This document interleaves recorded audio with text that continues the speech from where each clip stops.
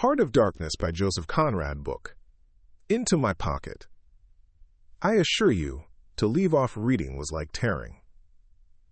Lurched myself away from the shelter of an old and solid friendship. I started the lame engine ahead.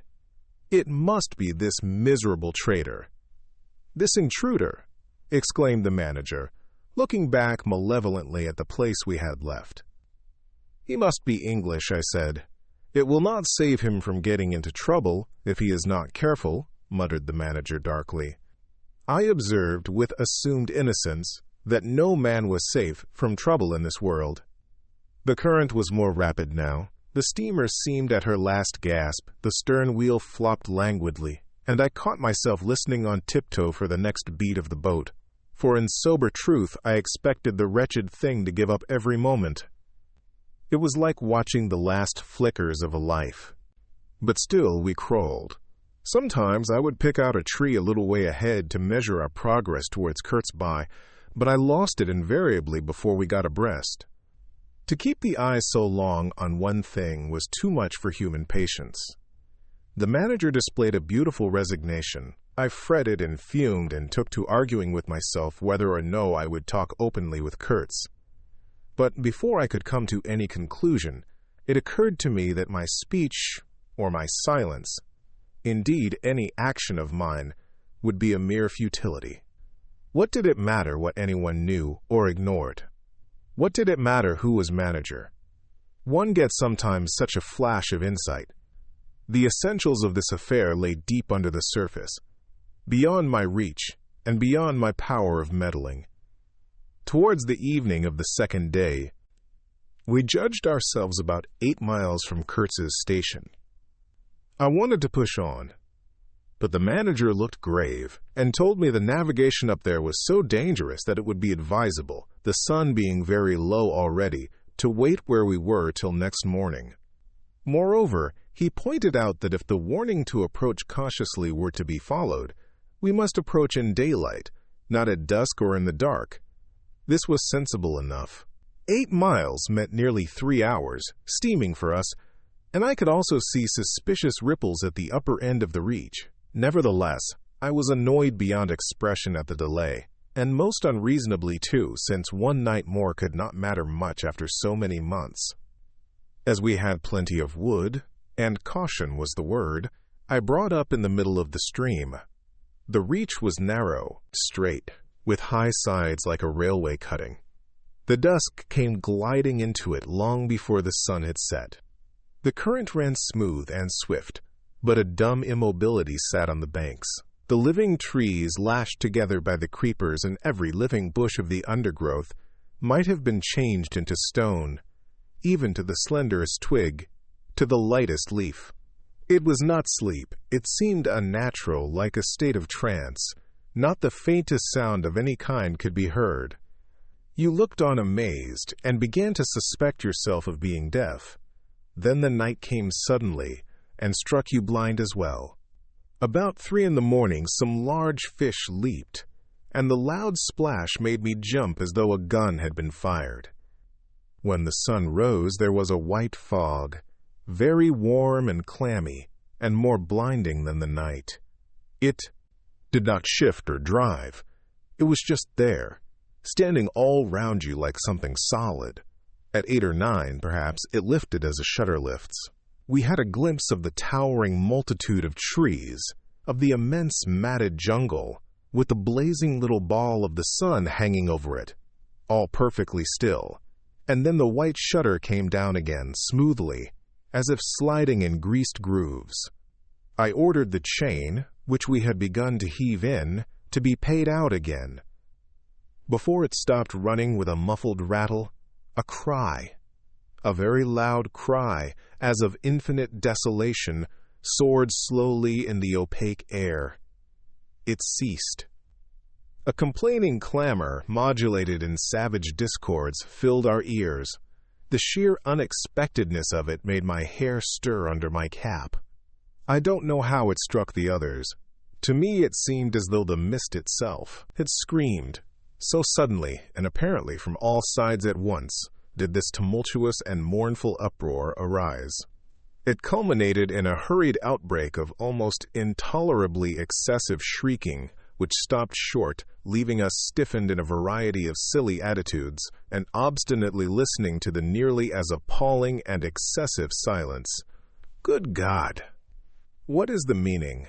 stammered at my elbow one of the pilgrims, a little fat man with sandy hair and red whiskers who wore side-spring boots and pink pajamas tucked into his socks.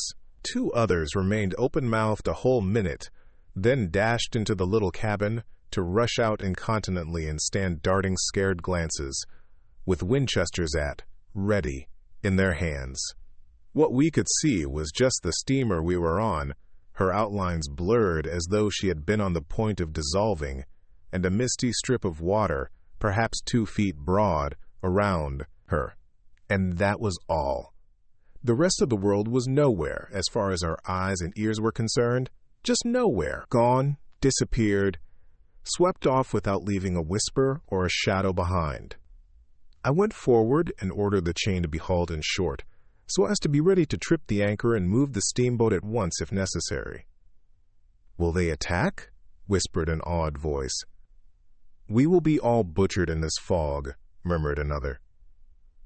The faces twitched with the strain, the hands trembled slightly, the eyes forgot to wink. It was very curious to see the contrast of expressions of the white men and of the black fellows of our crew, who were as much strangers to that part of the river as we, though their homes were only 800 miles away. The whites, of course, greatly discomposed, had, besides a curious look, of being painfully shocked by such an outrageous row. The others had an alert, naturally interested expression, but their faces were essentially quiet, even those of the one or two who grinned as they hauled at the chain.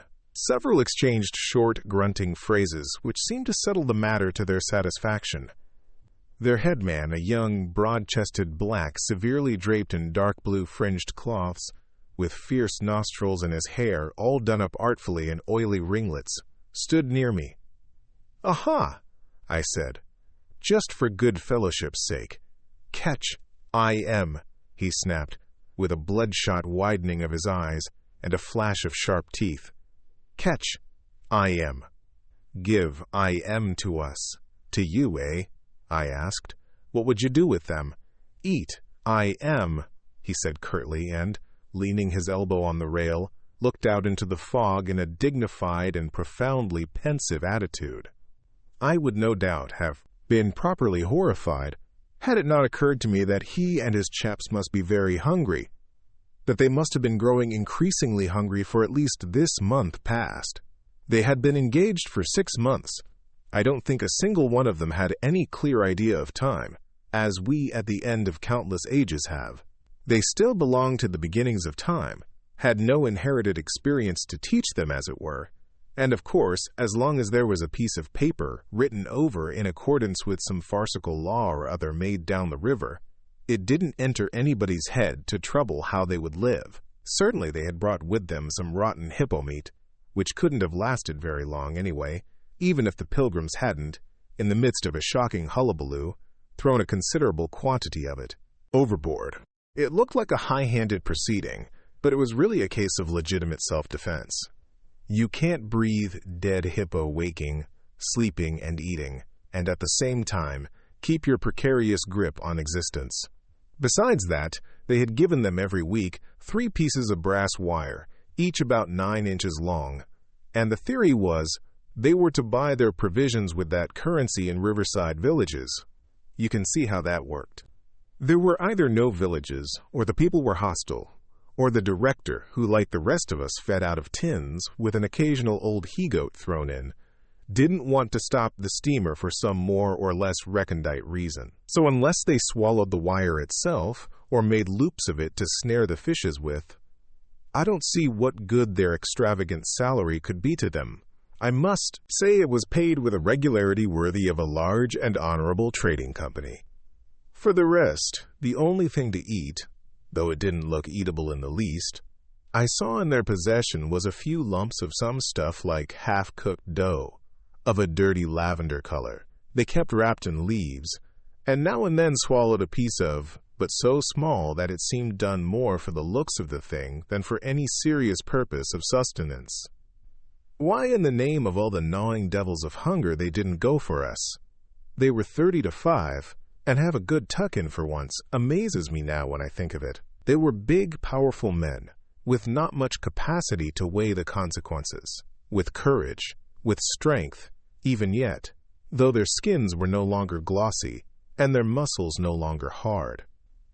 And I saw that something restraining, one of those human secrets that baffle probability, had come into play there. I looked at them with a swift quickening of interest, not because it occurred to me I might be eaten by them before very long, though I own to you that just then I perceived, in a new light as it were, how unwholesome the pilgrims looked, and I hoped, yes, I positively hoped, that my aspect was not so, what shall I say? So, unappetizing, a touch of fantastic vanity which fitted well with the dream sensation that pervaded all my days at that time. Perhaps I had a little fever, too. One can't live with one's finger everlastingly on one's pulse. I had often a little fever or a little touch of other things, the playful paw-strokes of the wilderness, the preliminary trifling before the more serious onslaught which came in due course. Yes, I looked at them, as you would on any human being, with a curiosity of their impulses, motives, capacities, weaknesses, when brought to the test of an inexorable physical necessity, restraint. What possible restraint? Was it superstition, disgust, patience, fear, or some kind of primitive honor? No fear can stand up to hunger, no patience can wear it out. Disgust simply does not exist where hunger is. And as to superstition, beliefs, and what you may call principles, they are less than chaff in a breeze. Don't you know the devilry of lingering starvation, its exasperating torment, its black thoughts, its somber and brooding ferocity? Well, I do. It takes a man all his inborn strength to fight hunger properly. It's really easier to face bereavement, dishonor, and the perdition of one's soul than this kind of prolonged hunger. Sad, but true. And these chaps, too, had no earthly reason for any kind of scruple. Restraint! I would just as soon have expected restraint from a hyena prowling amongst the corpses of a battlefield. But there was the fact facing me, the fact dazzling to be seen, like the foam on the depths of the sea, like a ripple on an unfathomable enigma, a mystery greater when I thought of it than the curious, inexplicable note of desperate grief in this savage clamor that had swept by us on the riverbank, behind the blind whiteness of the fog. 2 pilgrims were quarreling in hurried whispers as to which bank, left, no, how can you? Right, of course. It is very serious, said the manager's voice behind me. I would be desolated if anything should happen to Mr. Kurtz before we came up. I looked at him and had not the slightest doubt he was sincere. He was just the kind of man who would wish to preserve appearances. That was his restraint. But when he muttered something about going on at once, I did not even take the trouble to answer him.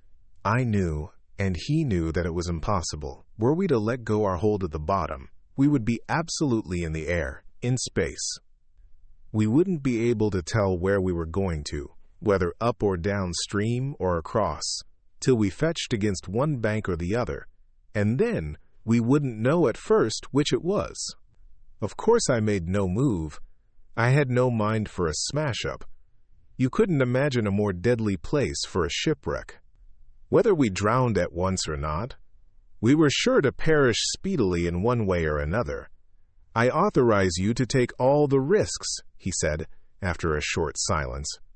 I refuse to take any, I said shortly, which was just the answer he expected, though its tone might have surprised him. Well, I must defer to your judgment. You are captain, he said with marked civility. I turned my shoulder to him in sign of my appreciation, and looked into the fog.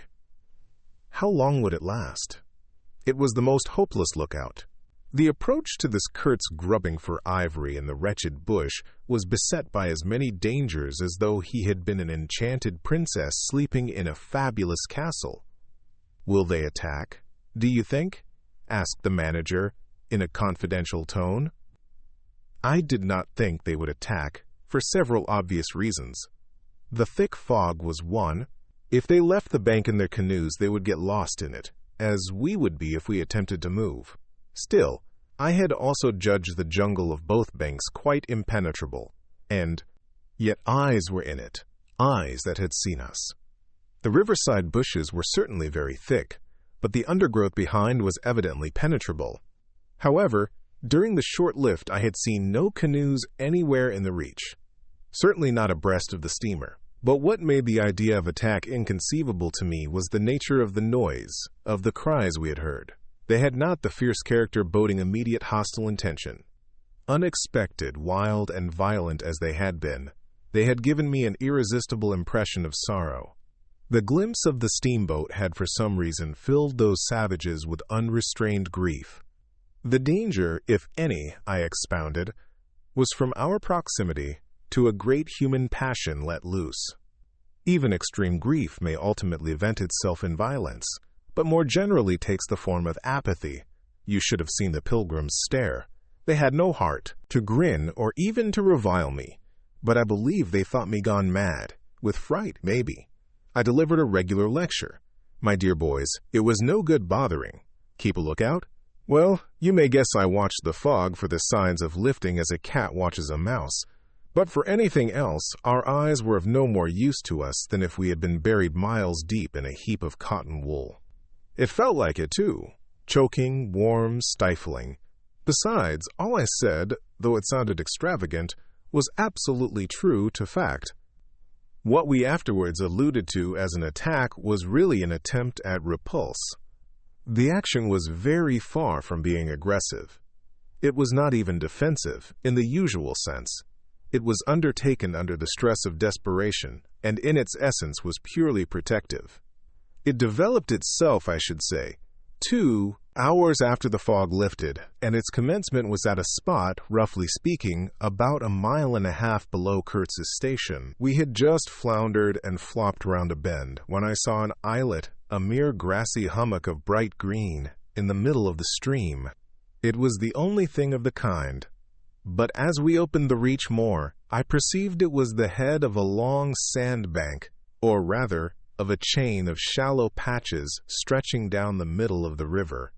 They were discolored, just awash, and the whole lot was seen just under the water, exactly as a man's backbone is seen running down the middle of his back under the skin.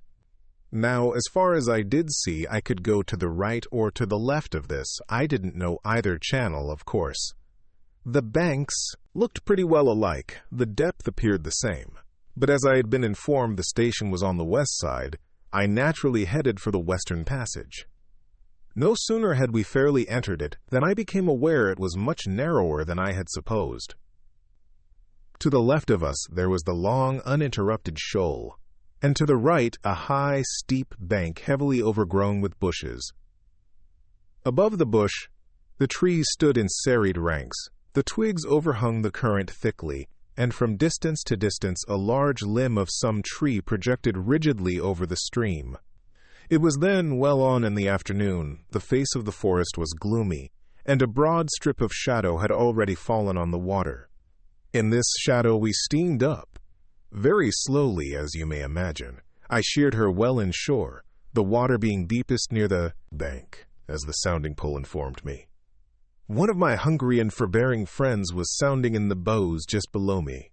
This steamboat was exactly like a decked scow. On the deck there were 2 little teakwood houses with doors and windows. The boiler was in the fore end, and the machinery right astern. Over the whole there was a light roof, supported on stanchions.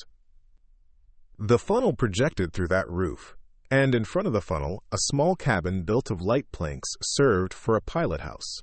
It contained a couch, 2 camp stools, a loaded Martini Henry leaning in one corner, a tiny table, and the steering wheel. It had a wide door in front and a broad shutter at each side. All these were always thrown open, of course.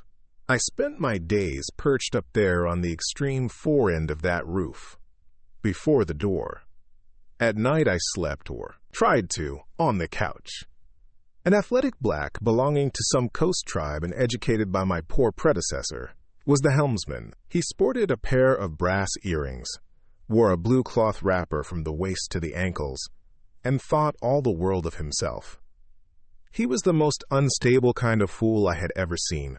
He steered with no end of a swagger while you were by, but if he lost sight of you, he became instantly the prey of an abject funk, and would let that cripple of a steamboat get the upper hand of him in a minute.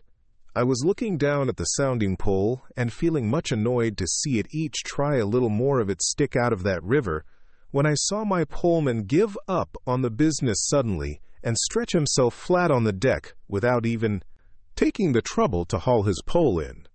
He kept hold on it, though, and it trailed in the water.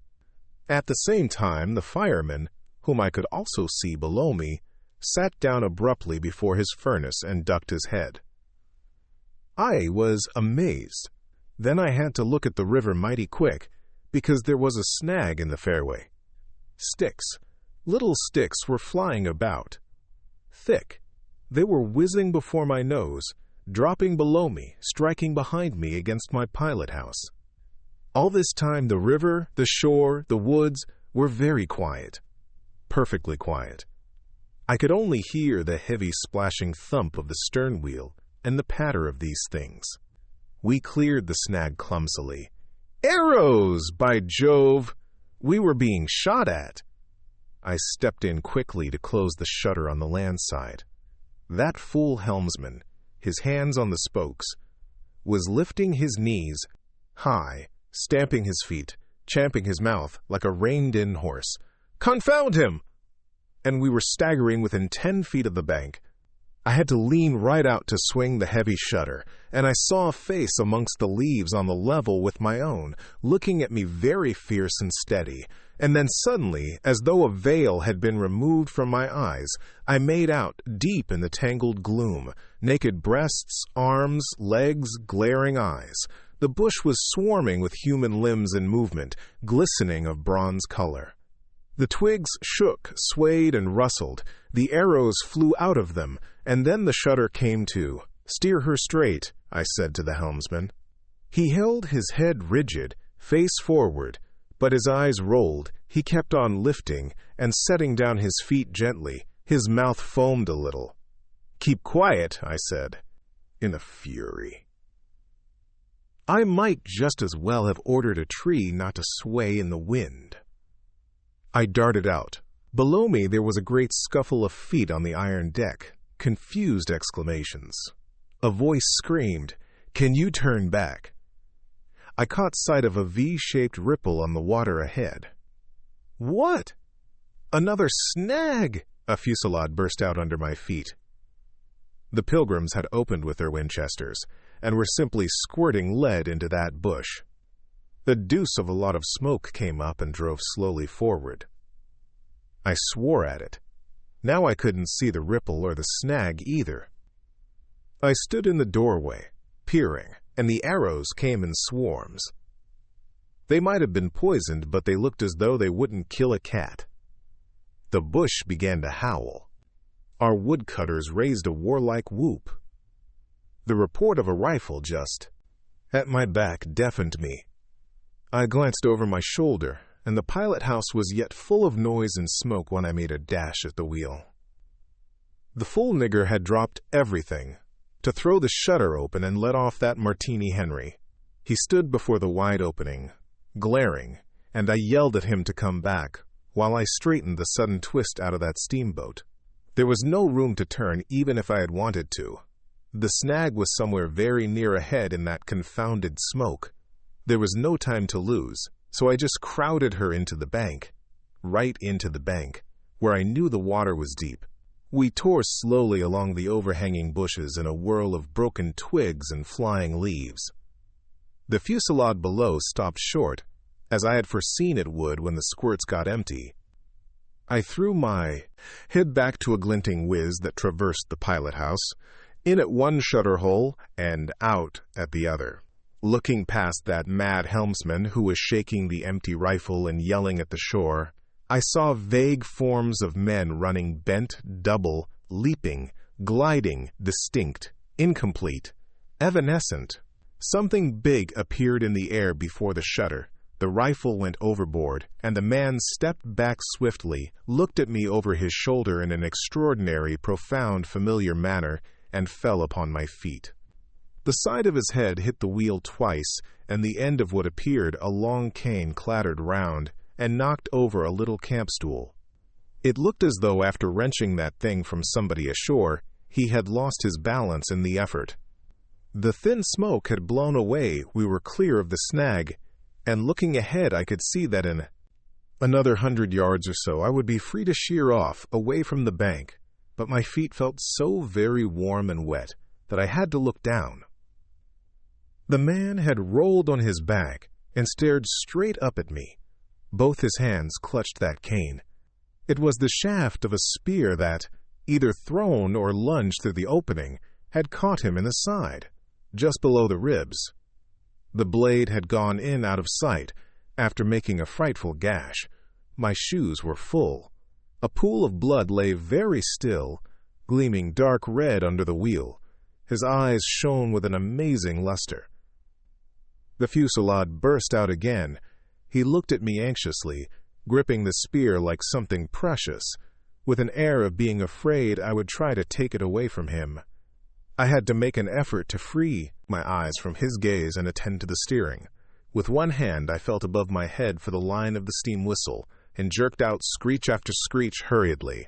The tumult of angry and warlike yells was checked instantly, and then from the depths of the woods went out such a tremulous and prolonged wail of mournful fear and utter despair as may be imagined to follow the flight of the last hope from the earth. There was a great commotion in the bush. The shower of arrows stopped, a few dropping shots rang out sharply, then silence in which the languid beat of the stern wheel came plainly to my ears.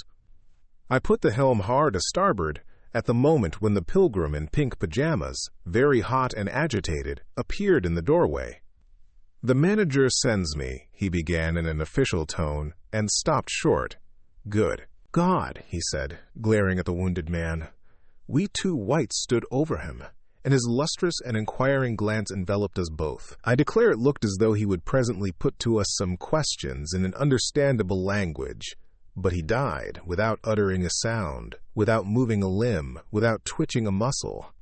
Only in the very last moment, as though in response to some sign we could not see, to some whisper we could not hear, he frowned heavily, and that frown gave to his black death mask an inconceivably somber, brooding, and menacing expression.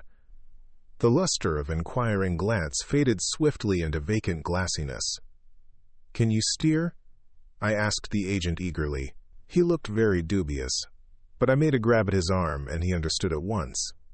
I meant him to steer whether or no. To tell you the truth, I was morbidly anxious.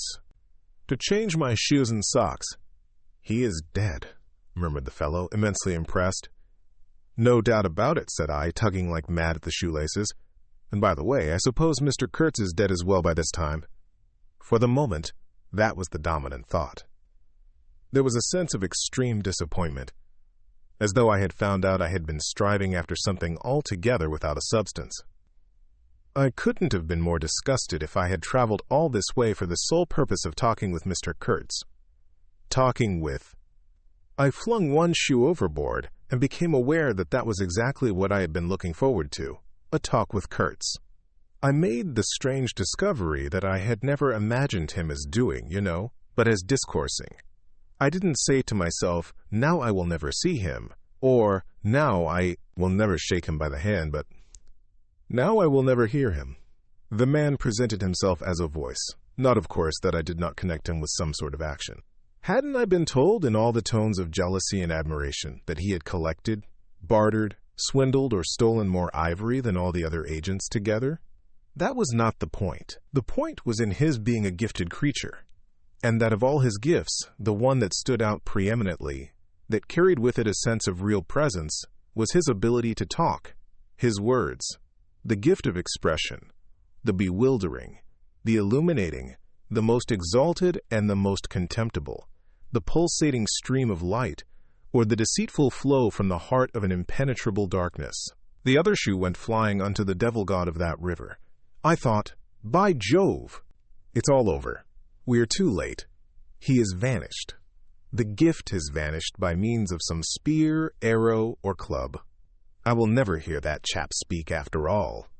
And my sorrow had a startling extravagance of emotion, even such as I had noticed in the howling sorrow of these savages in the bush.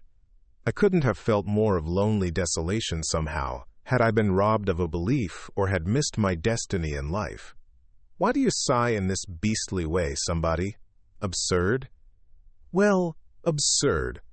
Good Lord, mustn't a man ever? Here, give me some tobacco. There was a pause of profound stillness. Then a match flared, and Marlow's lean face appeared, worn, hollow, with downward folds and dropped eyelids, with an aspect of concentrated attention. And as he took vigorous draws at his pipe, it seemed to retreat and advance out of the night in the crocantite, regular flicker of tiny flame. The match went out. "Absurd!" he cried. "This is the worst of trying to tell! Here you all are, each moored with two good addresses, like a hulk with two anchors. A butcher round one corner, a policeman round another, excellent appetites, and temperature normal. You hear, normal from year's end to year's end. And you say, absurd. Absurd be exploded. Absurd. My dear boys, what can you expect from a man who, out of sheer nervousness, had just flung overboard a pair of new shoes? Now I think of it, it is amazing I did not shed tears. I am, upon the whole, proud of my fortitude. I was cut to the quick at the idea of having lost the inestimable privilege of listening to the gifted Kurtz. Of course I was wrong. The privilege was waiting for me. Oh, yes, I heard more than enough. And I was right, too. A voice. He was very little more than a voice. And I heard him, it, this voice, other voices. All of them were so little more than voices, and the memory of that time itself lingers around me, impalpable, like a dying vibration of one immense jabber, silly, atrocious, sordid, savage, or simply mean, without any kind of sense. Voices, voices, even the girl herself. Now, he was silent for a long time. I laid the ghost of his gifts at last with a lie. He began, suddenly. Girl, what? Did I mention a girl? Oh, she is out of it, completely. They, the women, I mean, are out of it, should be out of it. We must help them to stay in that beautiful world of their own, lest ours gets worse. Oh, she had to be out of it. You should have heard the disinterred body of Mr. Kurtz saying, "My intended." You would have perceived directly then how completely she was out of it. And the lofty frontal bone of Mr. Kurtz. They say the hair goes on growing sometimes, but this, specimen was impressively bald. The wilderness had patted him on the head, and behold, it was like a ball, an ivory ball. It had caressed him, and, lo, he had withered. It had taken him, loved him, embraced him, got into his veins, consumed his flesh, and sealed his soul to its own by the inconceivable ceremonies of some devilish initiation. He was its spoiled and pampered favorite. Ivory? I should think so. Heaps of it, stacks of it. The old mud shanty was bursting with it. You would think there was not a single tusk left, either above or below the ground, in the whole country. Mostly fossil, the manager had remarked, disparagingly. It was no more fossil than I am, but they call it fossil when it is dug up. It appears these niggers do bury the tusks sometimes, but evidently they couldn't bury this parcel deep enough to save the gifted Mr. Kurtz from his fate. We filled the steamboat with it, and had to pile a lot on the deck. Thus he could see and enjoy as long as he could see, because the appreciation of this favor had remained with him to the last. You should have heard him say, my ivory.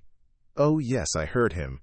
My intended, my ivory, my station, my river, my... Everything belonged to him. It made me hold my breath in expectation of hearing the wilderness burst into a prodigious peal of laughter that would shake the fixed stars in their places. Everything belonged to him, but that was a trifle. The thing was to know what he belonged to, how many powers of darkness claimed him for their own. That was the reflection that made you creepy all over. It was impossible. It was not good for one either, trying to imagine. He had taken a high seat amongst the devils of the land. I mean literally, you can't understand. How could you? With solid pavement under your feet, surrounded by kind neighbors ready to cheer you or to fall on you, stepping delicately between the butcher and the policeman, in the holy terror of scandal and gallows and lunatic asylums. How can you imagine what particular region of the first ages a man's untrammeled feet may take him into by the way of solitude? Utter solitude without a policeman, by the way of silence. Utter silence where no warning voice of a kind neighbor can be heard whispering of public opinion. These little things make all the great difference. When they are gone, you must fall back upon your own innate strength, upon your own capacity for faithfulness. Of course, you may be too much of a fool to go wrong, too dull even to know you are being assaulted by the powers of darkness. I take it, no fool ever made a bargain for his soul with the devil. The fool is too much of a fool, or the devil too much of a devil. I don't know which. Or you may be such a thunderingly exalted creature as to be altogether deaf and blind to anything but heavenly sights and sounds. Then the earth for you is only a standing place, and whether to be like this is your loss or your gain I won't pretend to say. But most of us are neither one nor the other. The earth for us is a place to live in, where we must put up with sights, with sounds, with smells, too, by Jove. Breathe dead hippo, so to speak, and not be contaminated.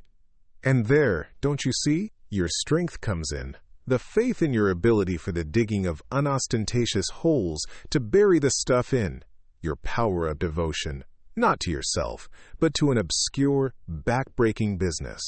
And that's difficult enough. Mind, I am not trying to excuse or even explain. I am trying to account to myself for Mr. Kurtz, for the shade of Mr. Kurtz. This initiated wraith from the back of nowhere honored me with its amazing confidence before it vanished altogether. This was because it could speak English to me. The original Kurtz had been educated partly in England, and, as he was good enough to say himself, his sympathies were in the right place. His mother was half English, his father was half French. All Europe contributed to the making of Kurtz, and by I learned that, most appropriately, the International Society for the Suppression of Savage Customs had entrusted him with the making of a report for its future guidance. And he had written it, too. I've seen it. I've read it. It was eloquent, vibrating with eloquence, but too high-strung, I think. 17 pages of close writing he had found time for. But this must have been before his, let us say, nerves went wrong, and caused him to preside at certain midnight dances ending with unspeakable rites, which, as far as I reluctantly gathered from what I heard at various times, were offered up to him, do you understand? To Mr. Kurtz himself, but it was a beautiful piece of writing. The opening paragraph, however, in the light of later information, strikes me now as ominous. He began with the argument that we whites, from the point of development we had arrived at, must necessarily appear to them savages in the nature of supernatural beings. We approach them with the might of a deity, and so on and so on. By the simple exercise of our will, we can exert a power for good practically unbounded, etc., etc. From that point he soared and took me with him. The peroration was magnificent, though difficult to remember, you know. It gave me the notion of an exotic immensity ruled by an august benevolence. It made me tingle with enthusiasm. This was the unbounded power of eloquence, of words, of burning noble words. There were no practical hints to interrupt the magic current of phrases, unless a kind of note at the foot of the last page, scrawled evidently much later, in an unsteady hand, may be regarded as the exposition of a method. It was very simple, and at the end of that moving appeal to every altruistic sentiment, it blazed at you, luminous and terrifying, like a flash of lightning. In a serene sky, exterminate all the brutes. The curious part was that he had apparently forgotten all about that valuable postscriptum, because, later on, when he, in a sense, came to himself, he repeatedly entreated me to take good care of my pamphlet, he called it, as it was sure to have in the future a good influence upon his career. I had full information about all these things, and besides, as it turned out, I was to have the care of his memory. I've done enough for it to give me the indisputable right to lay it, if I choose, for an everlasting rest in the dustbin of progress, amongst all the sweepings and, figuratively speaking, all the dead cats of civilization. But then, you see, I can't choose. He won't be forgotten. Whatever he was not common. He had the power to charm or frighten rudimentary souls into an aggravated witch dance in his honor. He could also fill the small souls of the pilgrims with bitter misgivings. He had one devoted friend at least, and he had conquered one soul in the world that was neither rudimentary nor tainted with self-seeking. No, I can't forget him, though I am not prepared to affirm the fellow was exactly worth the life we lost in getting to him. I missed my late helmsman awfully. I missed him even while his body was still lying in the pilot-house. Perhaps you will think it passing strange, this regret for a savage who was no more account than a grain of sand in a black Sahara. Well, don't you see, he had done something. He'd steered. For months I had him at my back, a help, an instrument. It was a kind of partnership. He steered for me. I had to look after him. I worried about his deficiencies, and thus a subtle bond had been created, of which I only became aware when it was suddenly broken. And the intimate profundity of that look he gave me when he received his hurt remains to this day in my memory, like a claim of distant kinship affirmed in a supreme moment. Poor fool! If he had only left that shutter alone. He had no restraint, just like Kurtz, a tree swayed by the wind.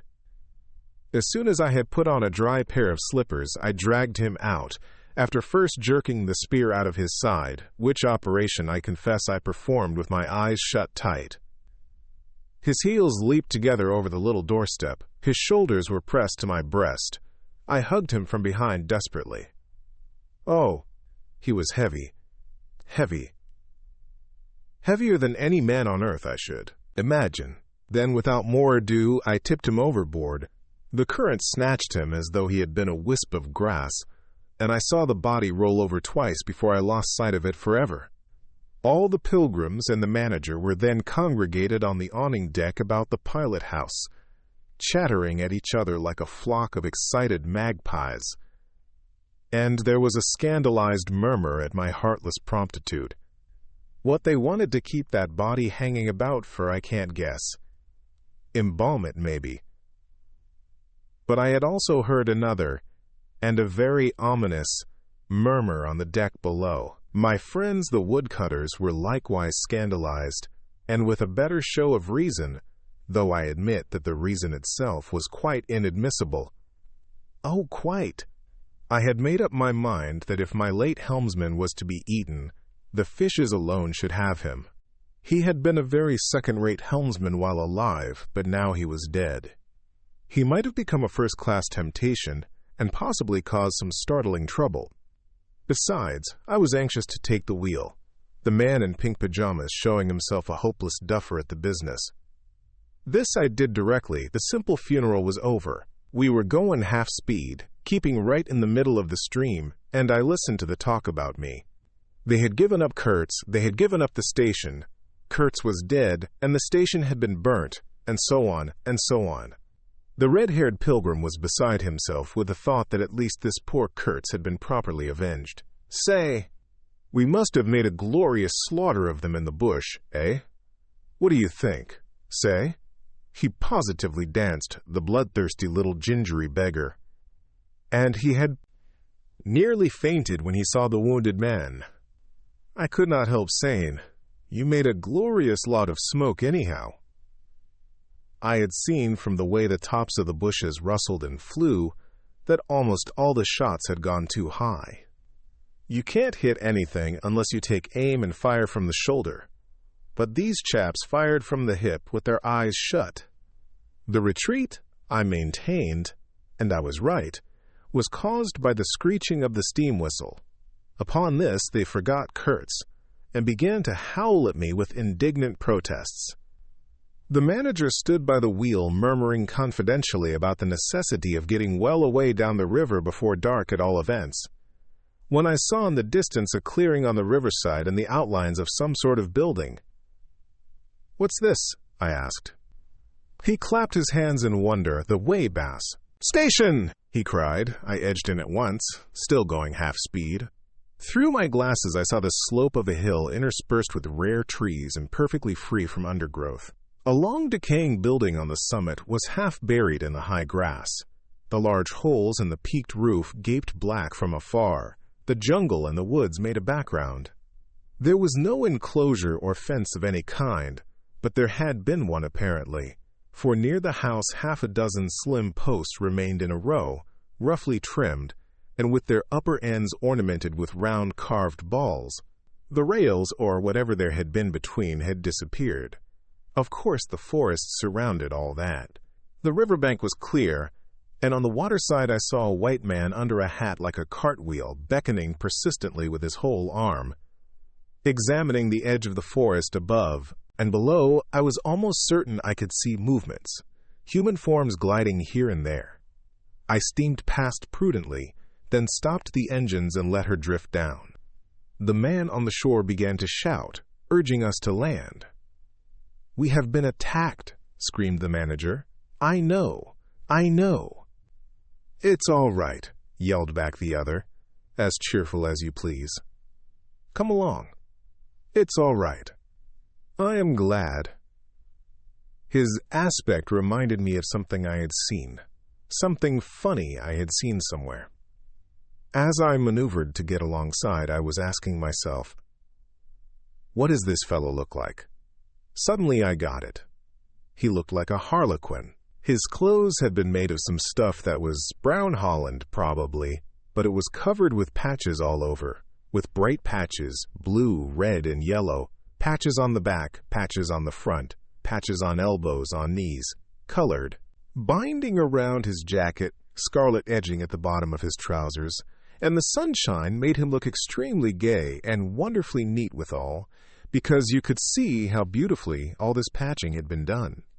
A beardless, boyish face, very fair, no features to speak of, nose peeling, little blue eyes, smiles and frowns, chasing each other over that open countenance like sunshine and shadow on a wind-swept plain. "Look out, Captain," he cried. "There's a snag lodged in here last night." "What? Another snag?" I confess I swore shamefully. I had nearly holed my cripple to finish off that charming trip. The harlequin on the bank turned his little pug nose up to me. "You English?" he asked, all smiles. "Are you?" I shouted from the wheel. The smiles vanished, and he shook his head as if sorry for my disappointment. Then he brightened up. "Never mind," he cried, encouragingly. "Are we in time?" I asked. "He is up there," he replied, with a toss of the head up the hill and becoming gloomy all of a sudden. His face was like the autumn sky, overcast one moment and bright the next. When the manager, escorted by the pilgrims, all of them armed to the teeth, had gone to the house this chap came on board, I say I don't like this. "These natives are in the bush," I said. He assured me earnestly it was all right. "They are simple people," he added.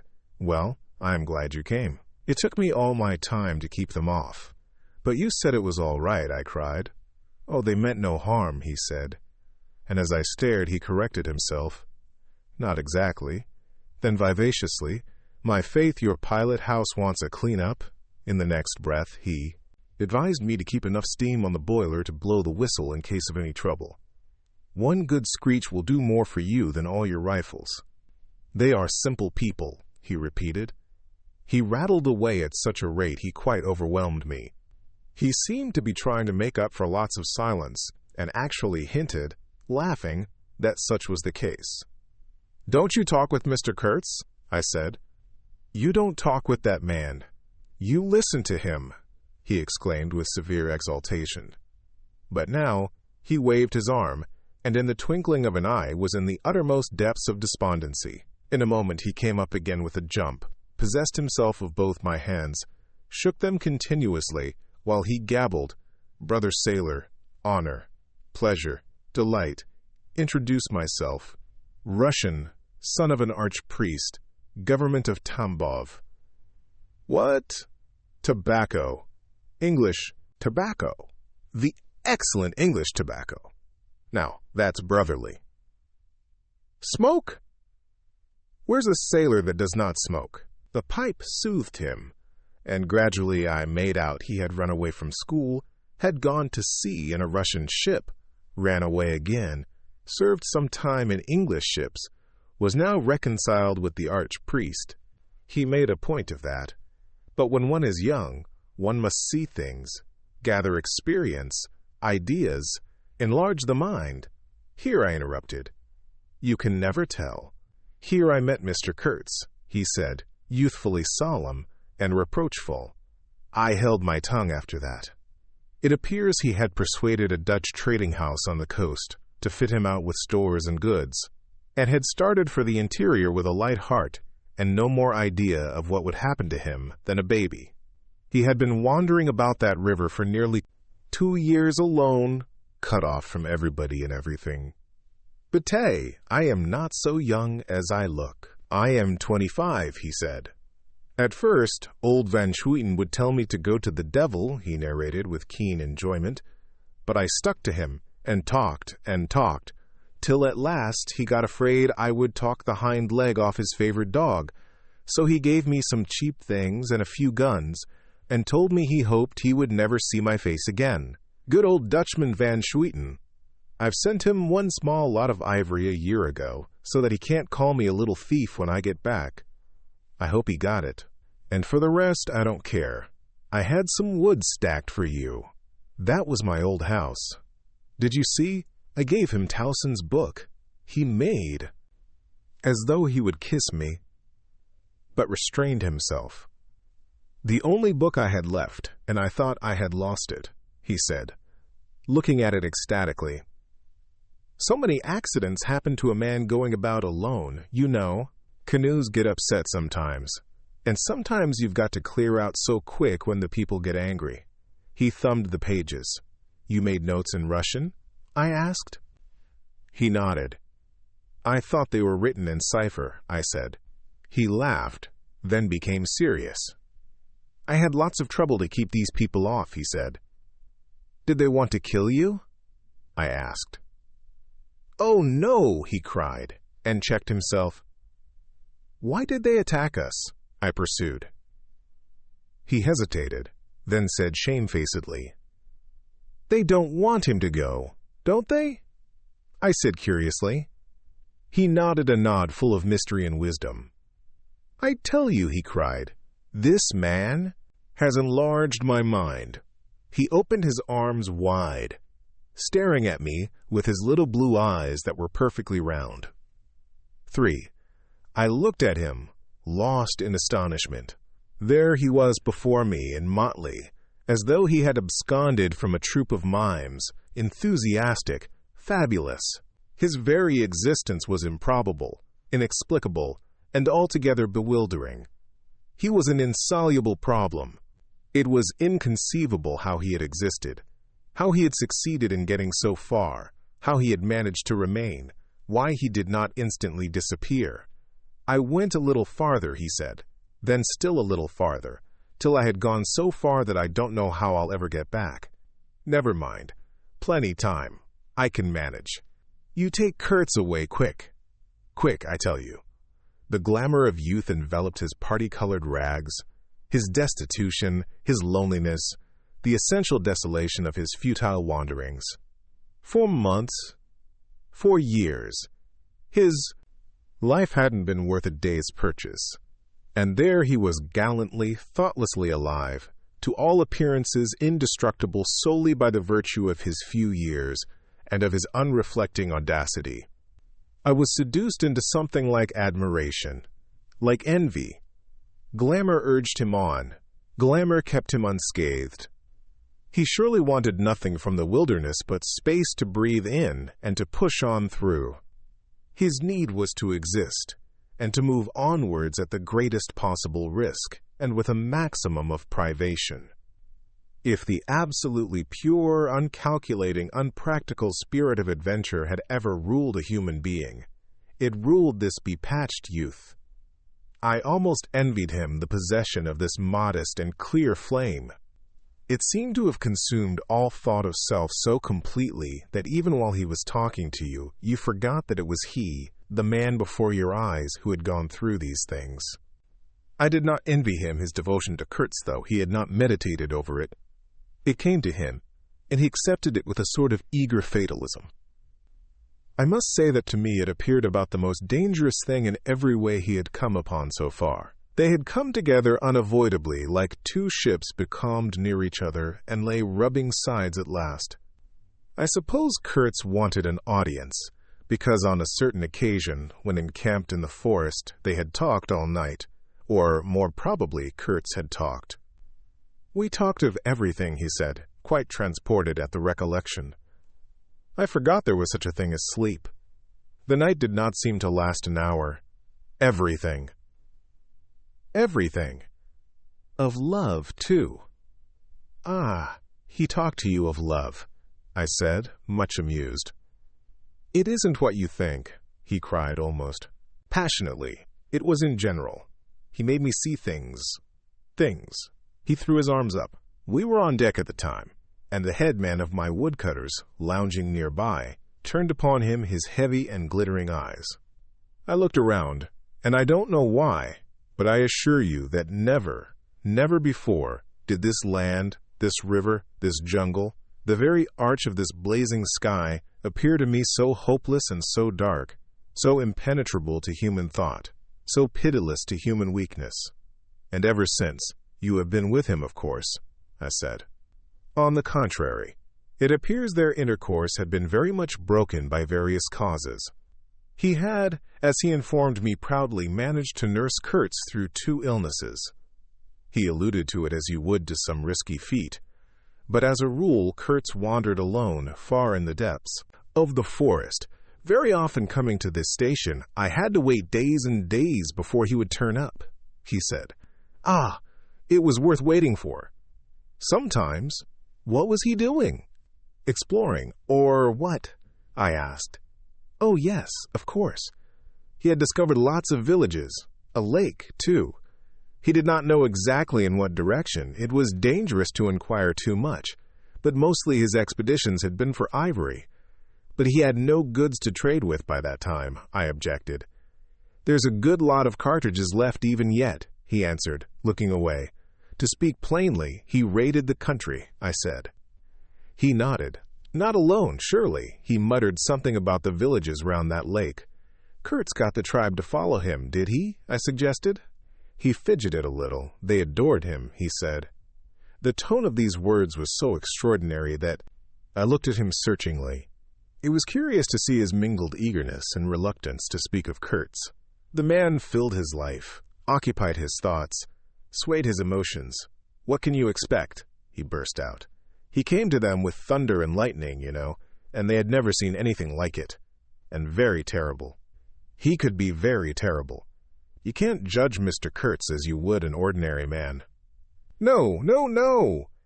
Now, just to give you an idea, I don't mind telling you, he wanted to shoot me too one day, but I don't judge him. Shoot you, I cried. What for? Well, I had a small lot of ivory the chief of that village near my house gave me. You see, I used to shoot game for them. Well, he wanted it, and wouldn't hear reason. He declared he would shoot me unless I gave him the ivory, and then cleared out of the country, because he could do so, and had a fancy for it, and there was nothing on earth to prevent him killing whom he jolly well pleased. And it was true, too. I gave him the ivory. What did I care? But I didn't clear out. No, I couldn't leave him. I had to be careful, of course, till we got friendly again for a time. He had his second illness then.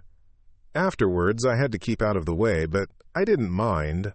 He was living for the most part in those villages on the lake. When he came down to the river, sometimes he would take to me, and sometimes it was better for me to be careful. This man suffered too much. He hated all this, and somehow he couldn't get away. When I had a chance, I begged him to try and leave while there was time.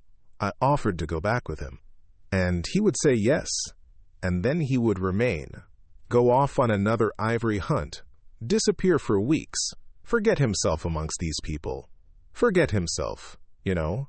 Why? He's mad, I said. He protested indignantly. Mr. Kurtz couldn't be mad. If I had heard him talk, only 2 days ago, I wouldn't dare hint at such a thing. I had taken up my binoculars while we talked, and was looking at the shore, sweeping the limit of the forest at each side and at the back of the house. The consciousness of there being people in that bush, so silent, so quiet, as silent and quiet as the ruined house on the hill, made me uneasy. There was no sign on the face of nature of this amazing tale that was not so much told as suggested. To me, in desolate exclamations, completed by shrugs, in interrupted phrases, in hints ending in deep sighs. The woods were unmoved, like a mask, heavy, like the closed door of a prison. They looked with their air of hidden knowledge, of patient expectation, of unapproachable silence. The Russian was explaining to me that it was only lately that Mr. Kurtz had come down to the river, bringing along with him all the fighting men of that lake tribe. He had been absent for several months, getting himself adored, I suppose, and had come down unexpectedly, with the intention to all appearance of making a raid either across the river or downstream. Evidently the appetite for more ivory had got the better of the, what shall I say, less material aspirations. However, he had got much worse suddenly. I heard he was lying helpless, and so I came up. Took my chance, said the Russian. Oh, he is bad, very bad. Hamed, I directed my glass to the house. There were no signs of life, but there was the ruined roof, the long mud wall peeping above the grass, with 3 little square window holes, no 2 of the same size. All this brought within reach of my hand, as it were. And then I made a brusque movement, and one of the remaining posts of that vanished fence leaped up in the field of my glass. You remember I told you I had been struck at the distance by certain attempts at ornamentation, rather remarkable in the ruinous aspect of the place. Now I had suddenly a nearer view, and its first result was to make me throw my head back as if before a blow. Then I went carefully from post to post with my glass, and I saw my mistake. These round knobs were not ornamental, but symbolic. They were expressive and puzzling, striking and disturbing, food for thought, and also for vultures if there had been any looking down from the sky. But at all events for such ants as were industrious enough to ascend the pole. They would have been even more impressive, those heads on the stakes, if their faces had not been turned to the house. Only one, the first I had made out, was facing my way. I was not so shocked as you may think. The start back I had given was really nothing but a movement of surprise. I had expected to see a knob of wood there, you know. I returned deliberately to the first I had seen, and there it was, black, dried, sunken, with closed eyelids, a head that seemed to sleep at the top of that pole, and with the shrunken dry lips showing a narrow white line of the teeth, was smiling too, smiling continuously at some endless and jocose dream of that eternal slumber. I am not disclosing any trade secrets. In fact, the manager said afterwards that Mr. Kurtz's methods had ruined the district. I have no opinion on that point, but I want you clearly to understand that there was nothing exactly profitable in these heads being there. They only showed that Mr. Kurtz lacked restraint in the gratification of his various lusts, that there was something wanting in him, some small matter which, when the pressing need arose, could not be found under his magnificent eloquence. Whether he knew of this deficiency himself, I can't say. I think the knowledge came to him at last, only at the very last. But the wilderness had found him out early, and had taken on him a terrible vengeance for the fantastic invasion. I think it had whispered to him things about himself which he did not know, things of which he had no conception till he took counsel with this great solitude, and the whisper had proved irresistibly fascinating. It echoed loudly within him because he was hollow at the core. I put down the glass, and the head that had appeared near enough to be spoken to seemed at once to have leaped away from me into inaccessible distance. The admirer of Mr. Kurtz was a bit crestfallen. In a hurried, indistinct voice, he began to assure me he had not dared to take these, say, symbols, down. He was not afraid of the natives. They would not stir till Mr. Kurtz gave the word. His ascendancy was extraordinary. The camps of these people surrounded the place, and the chiefs came every day to see him. They would crawl. I don't want to know anything of the ceremonies used when approaching Mr. Kurtz, I shouted. Curious, this feeling that came over me, that such details would be more intolerable than those heads drying on the stakes under Mr. Kurtz's windows. After all, that was only a savage sight, while I seemed at one bound to have been transported into some lightless region of subtle horrors, where pure, uncomplicated savagery was a positive relief, being something that had a right to exist, obviously, in the sunshine. The young man looked at me with surprise. I suppose it did not occur to him that Mr. Kurtz was no idol of mine.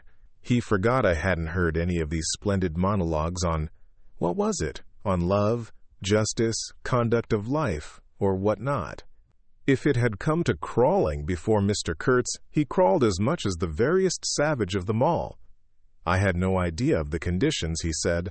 These heads were the heads of rebels. I shocked him excessively by laughing. Rebels! What would be the next definition I was to hear? There had been enemies, criminals, workers, and these were rebels.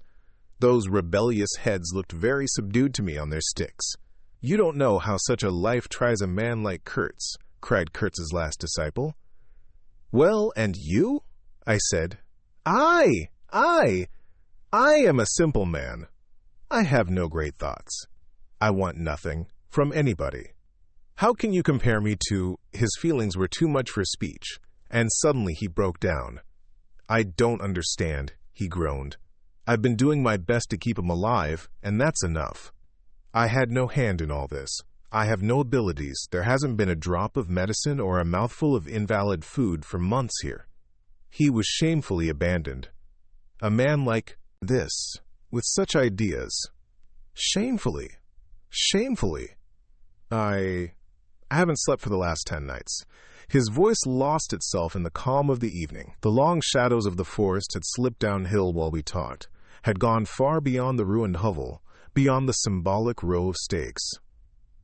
All this was in the gloom, while we down there were yet in the sunshine, and the stretch of the river abreast of the clearing glittered in a still and dazzling splendor, with a murky and overshadowed bend above and below.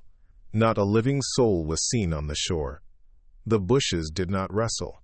Suddenly, round the corner of the house, a group of men appeared, as though they had come up from the ground. They waded waist-deep in the grass, in a compact body, bearing an improvised stretcher in their midst. Instantly, in the emptiness of the landscape, a cry arose whose shrillness pierced the still air like a sharp arrow flying straight to the very heart of the land.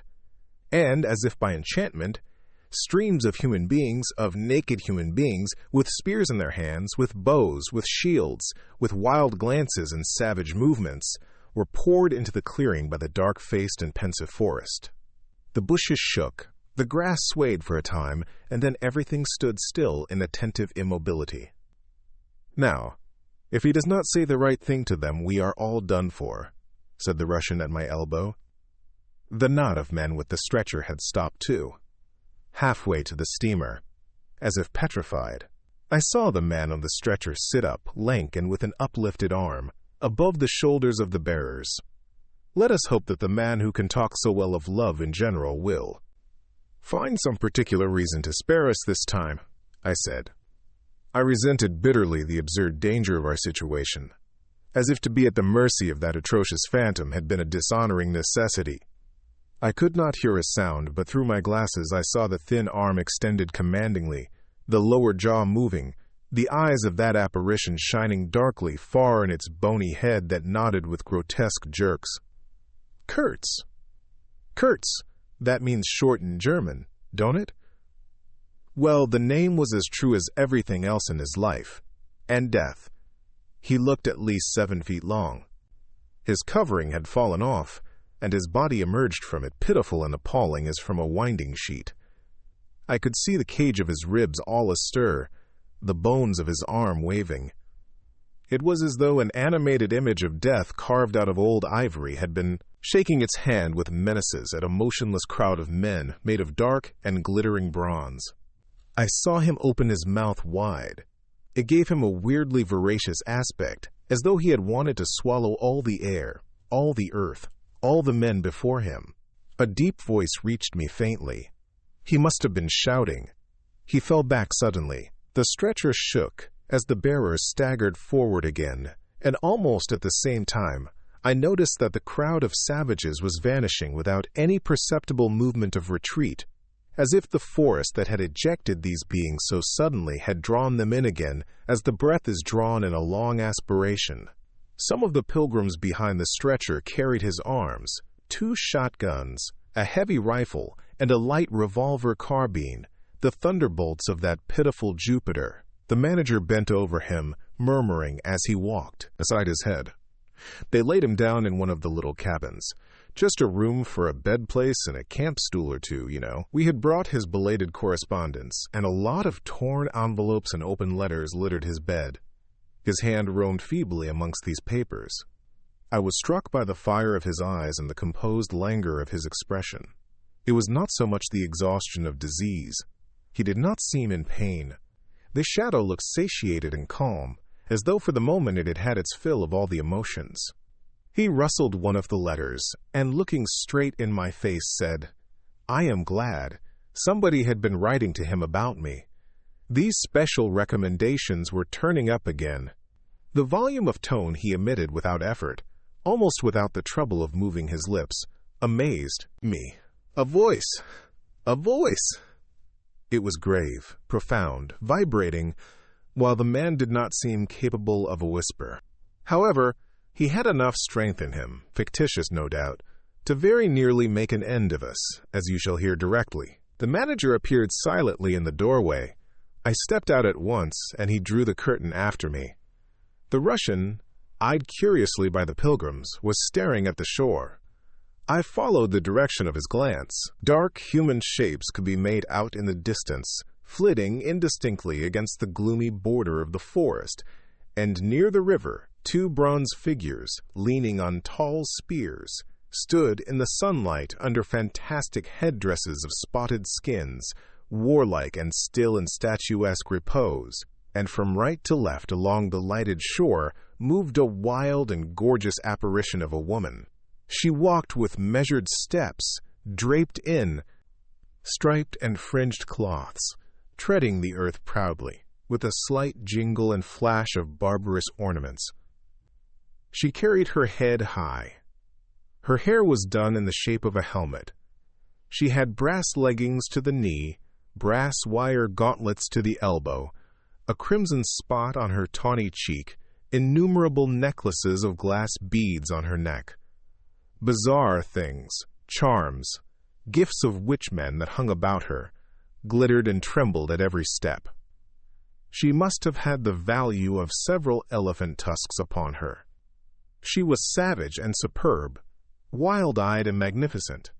There was something ominous and stately in her deliberate progress, and in the hush that had fallen suddenly upon the whole sorrowful land, the immense wilderness, the colossal body of the fecund and mysterious life seemed to look at her, pensive, as though it had been looking at the image of its own tenebrous and passionate soul.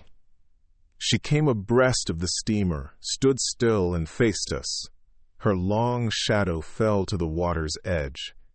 Her face had a tragic and fierce aspect of wild sorrow and of dumb pain mingled with the fear of some struggling, half-shaped resolve. She stood looking at us without a stir, and like the wilderness itself, with an air of brooding over an inscrutable purpose. A whole minute passed, and then she made a step forward. There was a low jingle, a glint of yellow metal, a sway of fringed draperies, and she stopped, as if her heart had failed her. The young fellow by my side growled. The pilgrims murmured at my back. She looked at us all, as if her life had depended upon the unswerving steadiness of her glance. Suddenly she opened her bared arms and threw them up rigid above her head, as though in an uncontrollable desire to touch the sky, and at the same time the swift shadows darted out on the earth, swept around on the river, gathering the steamer into a shadowy embrace. A formidable silence hung over the scene. She turned away slowly, walked on, following the bank, and passed into the bushes to the left.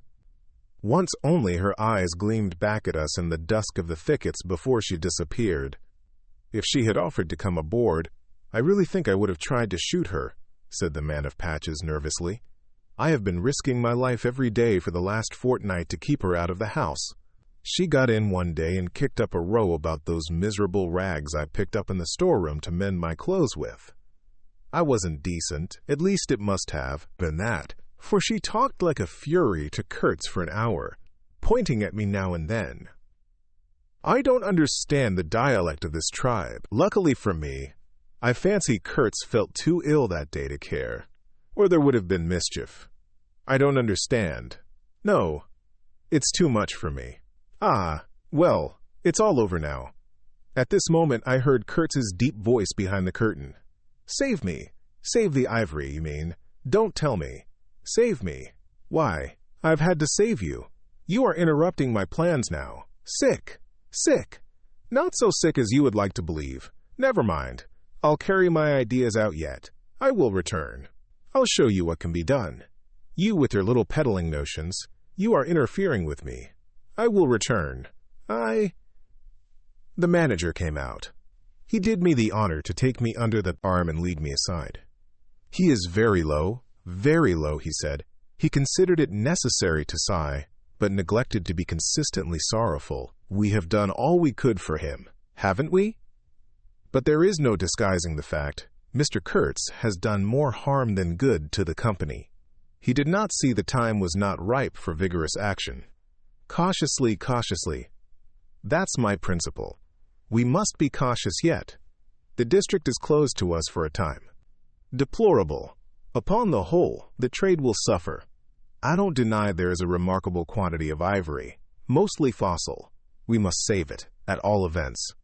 But look how precarious the position is, and why. Because the method is unsound. Do you, said I, looking at the shore, call it unsound method? Without doubt, he exclaimed hotly. Don't you? No method at all, I murmured, after a while. Exactly, he exulted. I anticipated this. Shows a complete want of judgment. It is my duty to point it out in the proper quarter. Oh, said I, that fellow, what's his name? The brickmaker will make a readable report for you. He appeared confounded for a moment. It seemed to me I had never breathed an atmosphere so vile, and I turned mentally to Kurtz for relief. Positively for relief. Nevertheless, I think Mr. Kurtz is a remarkable man, I said with emphasis. He started, dropped on me a heavy glance, said very quietly he was, and turned his back on me. My hour of favor was over. I found myself lumped along with Kurtz as a partisan of methods for which the time was not ripe. I was unsound. But it was something to have at least a choice of nightmares. I had turned to the wilderness, really, not to Mr. Kurtz, who, I was ready to admit, was as good as buried, and for a moment it seemed to me as if I also were buried in a vast grave full of unspeakable secrets. I felt an intolerable weight oppressing my breast, the smell of the damp earth, the unseen presence of victorious corruption, the darkness of an impenetrable night. The Russian tapped me on the shoulder. I heard him mumbling and stammering something about brother seaman, couldn't conceal. Knowledge of matters that would affect Mr. Kurtz's reputation. I waited. For him, evidently, Mr. Kurtz was not in his grave. I suspect that for him, Mr. Kurtz was one of the immortals. "Well," said I at last, "speak out. As it happens, I am Mr. Kurtz's friend, in a way." He stated with a good deal of formality that had we not been of the same profession, he would have kept the matter to himself, without regard to consequences. He suspected there was an active ill will towards him on the part of these white men that— "You are right," I said, remembering a certain conversation I had overheard. "The manager thinks you ought to be hanged." He showed a concern at this intelligence which amused me at first. "I had better get out of the way quietly," he said earnestly. "I can do no more for Kurtz now, and they would soon find some excuse. What's to stop them? There's a military post 300 miles from here." "Well, upon my word," said I. "Perhaps you had better go if you have any friends amongst the savages nearby." "Plenty," he said. "They are simple people, and I want nothing, you know." He stood biting his lip then. "I don't want any harm to happen to these whites here, but of course I was thinking of Mr. Kurtz's reputation.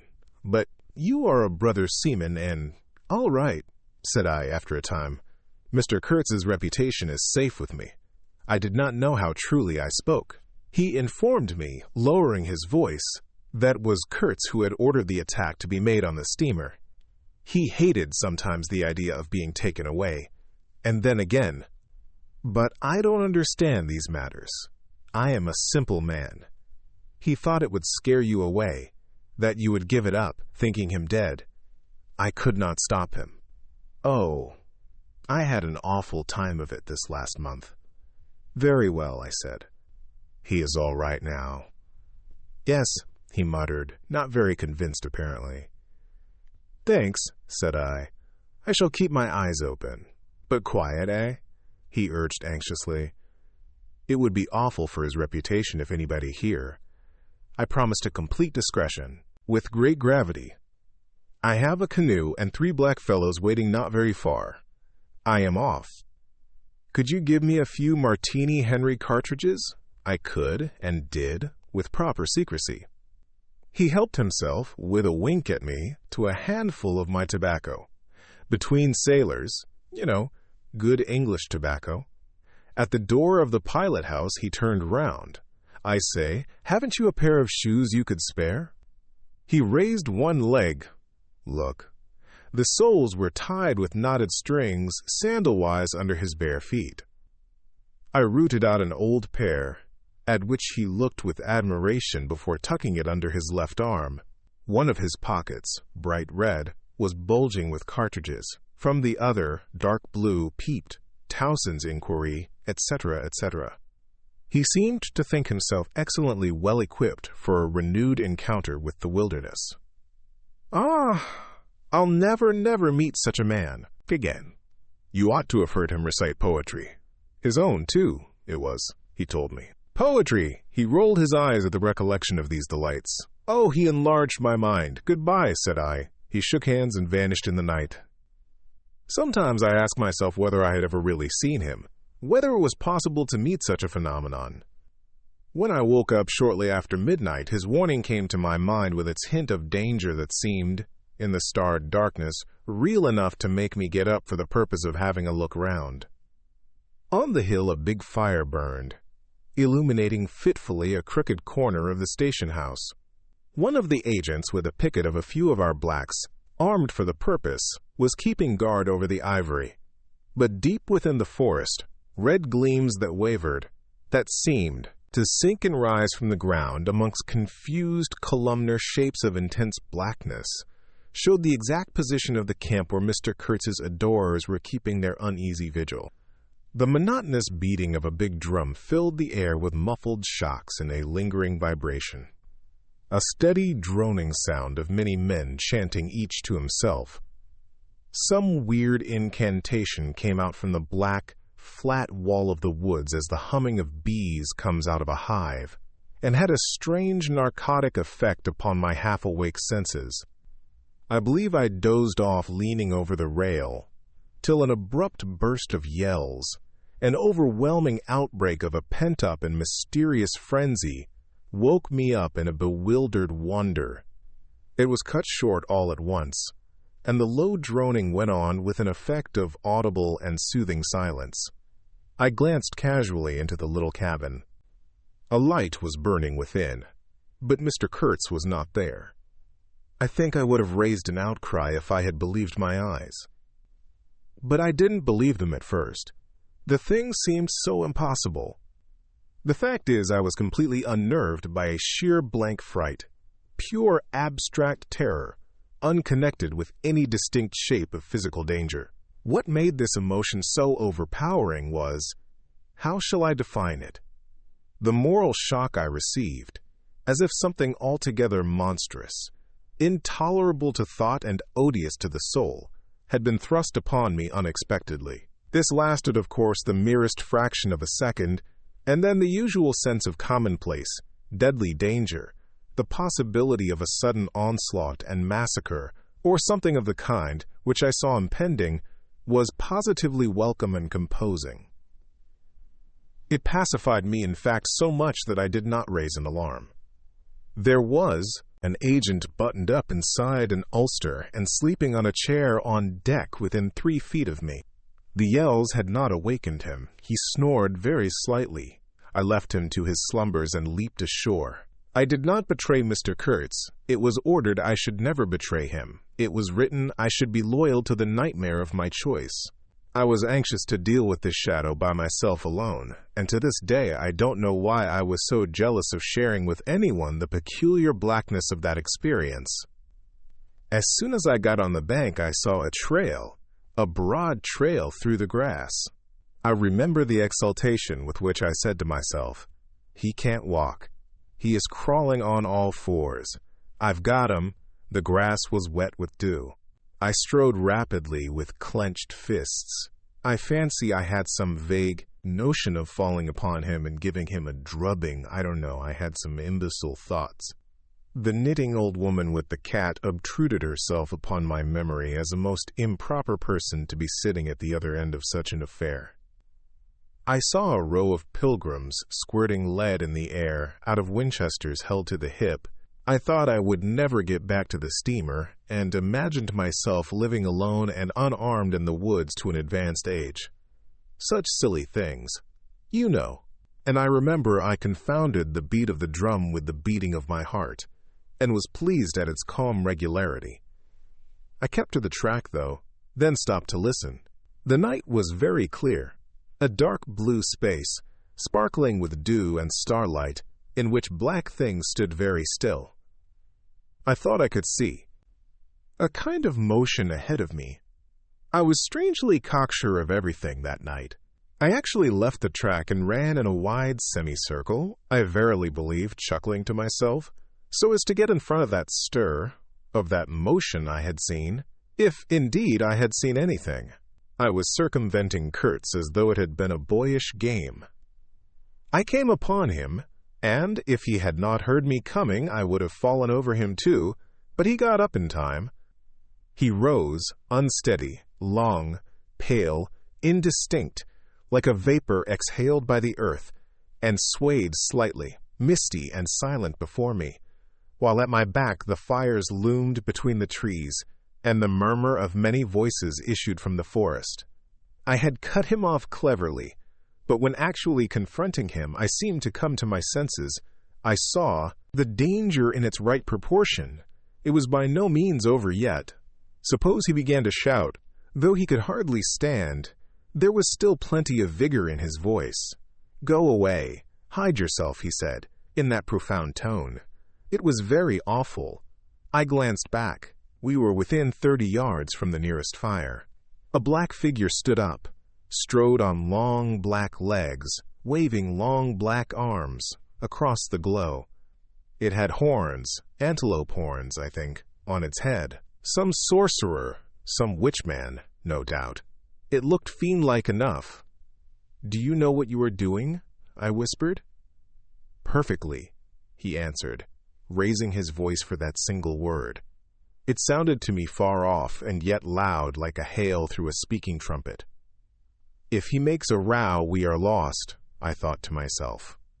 This clearly was not a case for fisticuffs. Even apart from the very natural aversion I had to beat that shadow. This wandering and tormented thing. You will be lost, I said, utterly lost. One gets sometimes such a flash of inspiration, you know.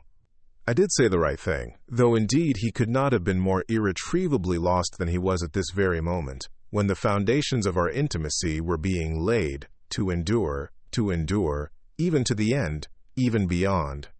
I had immense plans, he muttered irresolutely. Yes, said I, but if you try to shout, I'll smash your head with, there was not a stick or a stone near. I will throttle you for good, I corrected myself. I was on the threshold of great things, he pleaded, in a voice of longing, with a wistfulness of tone that made my blood run cold.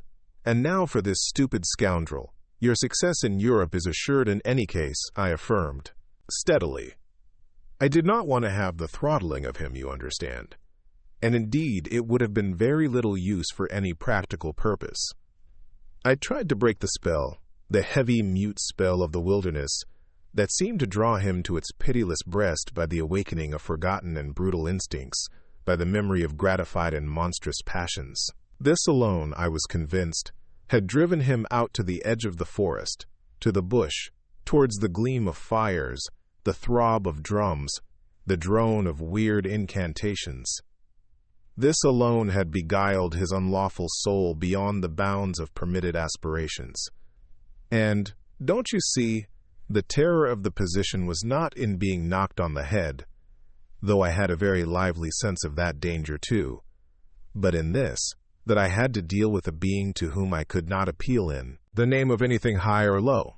I had, even like the niggers, to invoke him, himself, his own exalted and incredible degradation. There was nothing either above or below him, and I knew it. He had kicked himself loose of the earth. Confound the man! He had kicked the very earth to pieces. He was alone, and I before him did not know whether I stood on the ground or floated in the air. I've been telling you what we said, repeating the phrases we pronounced, but what's the good? They were common everyday words, the familiar, vague sounds exchanged on every waking day of life. But what of that? They had behind them, to my mind, the terrific suggestiveness of words heard in dreams, of phrases spoken in nightmares. Soul! If anybody ever struggled with a soul, I am the man. And I wasn't arguing with a lunatic either. Believe me or not. His intelligence was perfectly clear, concentrated, it is true, upon himself with horrible intensity, yet clear, and therein was my only chance, barring, of course, the killing him there and then, which wasn't so good, on account of unavoidable noise. But his soul was mad. Being alone in the wilderness, it had looked within itself, and by heavens, I tell you, it had gone mad. I had, for my sins, I suppose, to go through the ordeal of looking into it myself. No eloquence could have been so withering to one's belief in mankind as his final burst of sincerity. He struggled with himself, too. I saw it. I heard it. I saw the inconceivable mystery of a soul that knew no restraint, no faith, and no fear, yet struggling blindly with itself. I kept my head pretty well, but when I had him at last stretched on the couch, I wiped my forehead, while my legs shook under me as though I had carried half a ton on my back down that hill. And yet I had only supported him, his bony arm clasped round my neck, and he was not much heavier than a child. When next day we left at noon, the crowd of whose presence behind the curtain of trees I had been acutely conscious all the time, flowed out of the woods again, filled the clearing, covered the slope with a mass of naked, breathing, quivering bronze bodies. I steamed up a bit, then swung downstream, and 2,000 eyes followed the evolutions of the splashing, thumping, fierce river demon beating the water with its terrible tail and breathing black smoke into the air. In front of the first rank, along the river, 3 men, plastered with bright red earth from head to foot, strutted to and fro restlessly. When we came abreast again, They faced the river, stamped their feet, nodded their horned heads, swayed their scarlet bodies. They shook towards the fierce river demon a bunch of black feathers, a mangy skin with a pendant tail, something that looked a dried gourd. They shouted periodically together strings of amazing words that resembled no sounds of human language, and the deep murmurs of the crowd, interrupted suddenly, were like the responses of some satanic litany. We had carried Kurtz into the pilot house. There was more air there. Lying on the couch, he stared through the open shutter. There was an eddy in the mass of human bodies, and the woman with helmeted head and tawny cheeks rushed out to the very brink of the stream. She put out her hands, shouted something, and all that wild mob took up the shout in a roaring chorus of articulated, rapid, breathless utterance. "Do you understand this?" I asked. He kept on looking out past me with fiery, longing eyes with a mingled expression of wistfulness and hate. He made no answer, but I saw a smile of indefinable meaning appear on his colorless lips that a moment after twitched convulsively. "Do I not?" he said slowly, gasping, as if the words had been torn out of him by a supernatural power. I pulled the string of the whistle, and I did this because I saw the pilgrims on deck getting out their rifles with an air of anticipating a jolly lark. At the sudden screech, there was a movement of abject terror through that wedged mass of bodies. Don't you frighten them away," cried someone on deck disconsolately. I pulled the string time after time. They broke and ran, they leaped, they crouched, they swerved, they dodged the flying terror of the sound. The three red chaps had fallen flat, face down on the shore, as though they had been shot dead. Only the barbarous and superb woman did not so much as flinch, and stretched tragically her bare arms after us over the somber and glittering river.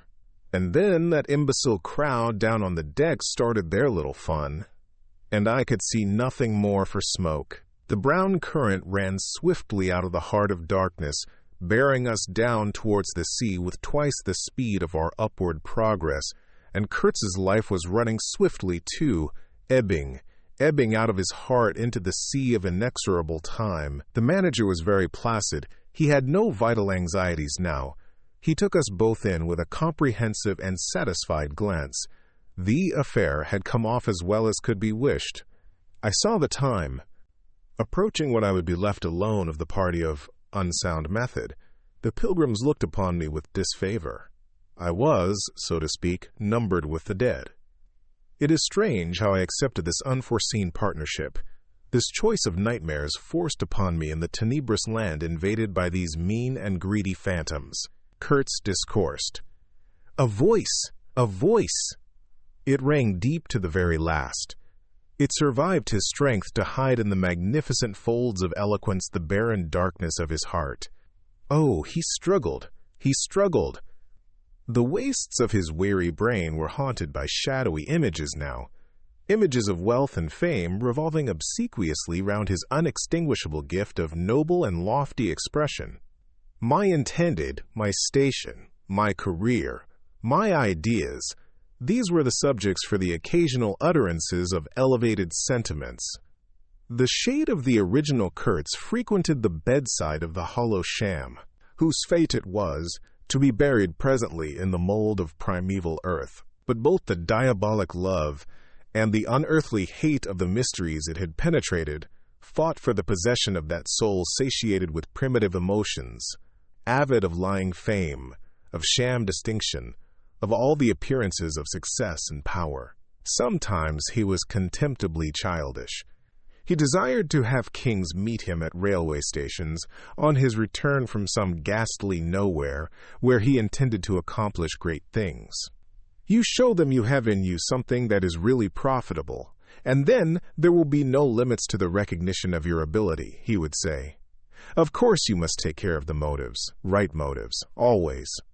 The long reaches that were like one and the same reach, monotonous bends that were exactly alike, slipped past the steamer with their multitude of secular trees looking patiently, After this grimy fragment of another world, the forerunner of change, of conquest, of trade, of massacres, of blessings, I looked ahead. "Piloting, close the shutter," said Kurtz suddenly one day. "I can't bear to look at this." I did so. There was a silence. "Oh, but I will wring your heart yet," he cried at the invisible wilderness. We broke down, as I had expected, and had to lie up for repairs at the head of an island. This delay was the first thing that shook Kurtz's confidence. One morning he gave me a packet of papers and a photograph, the lot tied together with a shoestring. "Keep this for me," he said. "This noxious fool," meaning the manager, "is capable of prying into my boxes when I am not looking." In the afternoon, I saw him. He was lying on his back with closed eyes, and I withdrew quietly, but I heard him mutter, "Live rightly, die, die." I listened. There was nothing more. Was he rehearsing some speech in his sleep? Or was it a fragment of a phrase from some newspaper article? He had been writing for the papers and meant to do so again, for the furthering of my ideas. It's a duty. His was an impenetrable darkness. I looked at him as you peer down at a man who is lying at the bottom of a precipice, where the sun never shines. But I had not much time to give him, because I was helping the engine driver to take to pieces the leaky cylinders, to straighten a bent connecting rod, and in other such matters. I lived in an infernal mess of rust, filings, nuts, bolts, spanners, hammers, ratchet drills. Things I abominate, because I don't get on with them. I tended the little forge we fortunately had aboard. I toiled, wearily in a wretched scrap heap, unless I had the shakes too bad to stand. One evening, coming in with a candle, I was startled to hear him say a little tremulously, "I am lying here in the dark, waiting for death." The light was within a foot of his eyes. I forced myself to murmur, "Oh, nonsense," and stood over him as if transfixed. Anything approaching the change that came over his features I have never seen before, and hope never to see again. Oh, I wasn't touched. I was fascinated. It was as though a veil had been rent. I saw on that ivory face the expression of somber pride, of ruthless power, of craven terror, of an intense and hopeless despair. Did he live his life again in every detail of desire, temptation, and surrender, during that supreme moment of complete knowledge? He cried in a whisper at some image, at some vision. He cried out twice, a cry that was no more than a breath. "The horror! The horror!" I blew the candle out and left the cabin. The pilgrims were dining in the mess room, and I took my place opposite the manager, who lifted his eyes to give me a questioning glance, which I successfully ignored. He leaned back, serene, with that peculiar smile of his sealing the unexpressed depths of his meanness. A continuous shower of small flies streamed upon the lamp, upon the cloth, upon our hands and faces. Suddenly the manager's boy put his insolent black head in the doorway and said in a tone of scathing contempt, "Mr. Kurtz, he dead?" All the pilgrims rushed out to see. I remained and went on with my dinner. I believe I was considered brutally callous. However, I did not eat much. There was a lamp in there. Light, don't, And outside it was so beastly dark. I went no more near the remarkable man who had pronounced a judgment upon the adventures of his soul on this earth. The voice was gone. What else had been there? But I am, of course, aware that next day the pilgrims buried something in a muddy hole. And then they very nearly buried me. However, as you see, I did not go to join Kurtz there and then. I did not. I remained to dream the nightmare out to the end, and to show my loyalty to Kurtz once more. Destiny. My destiny. Droll thing life is, that mysterious arrangement of merciless logic for a futile purpose. The most you can hope from it is some knowledge of yourself that comes too late. A crop of unextinguishable regrets. I have wrestled with death. It is the most unexciting contest you can imagine. It takes place in an impalpable grayness, with nothing underfoot, with nothing around, without spectators, without clamor, without glory, without the great desire of victory, without the great fear of defeat, in a sickly atmosphere of tepid skepticism, without much belief in your own right, and still less in that of your adversary. If such is the form of ultimate wisdom, then life is a greater riddle than some of us think it to be. I was within a hair's breadth of the last opportunity for pronouncement, and I found with humiliation that probably I would have nothing to say. This is the reason why I affirm that Kurtz was a remarkable man. He had something to say. He said it. Since I had peeped over the edge myself, I understand better the meaning of his stare, that could not see the flame of the candle, but was wide enough to embrace the whole universe, piercing enough to penetrate all the hearts that beat in the darkness. He had summed up. He had judged. The horror. He was a remarkable man. After all, this was the expression of some sort of belief. It had candor, it had conviction, it had a vibrating note of revolt in its whisper. It had the appalling face of a glimpsed truth, the strange commingling of desire and hate. And it is not my own extremity. I remember best. A vision of grayness without form filled with physical pain, and a careless contempt for the evanescence of all things, even of this pain itself. No, it is his extremity that I seem to have lived through. True, he had made that last stride. He had stepped over the edge, while I had been permitted to draw back my hesitating foot.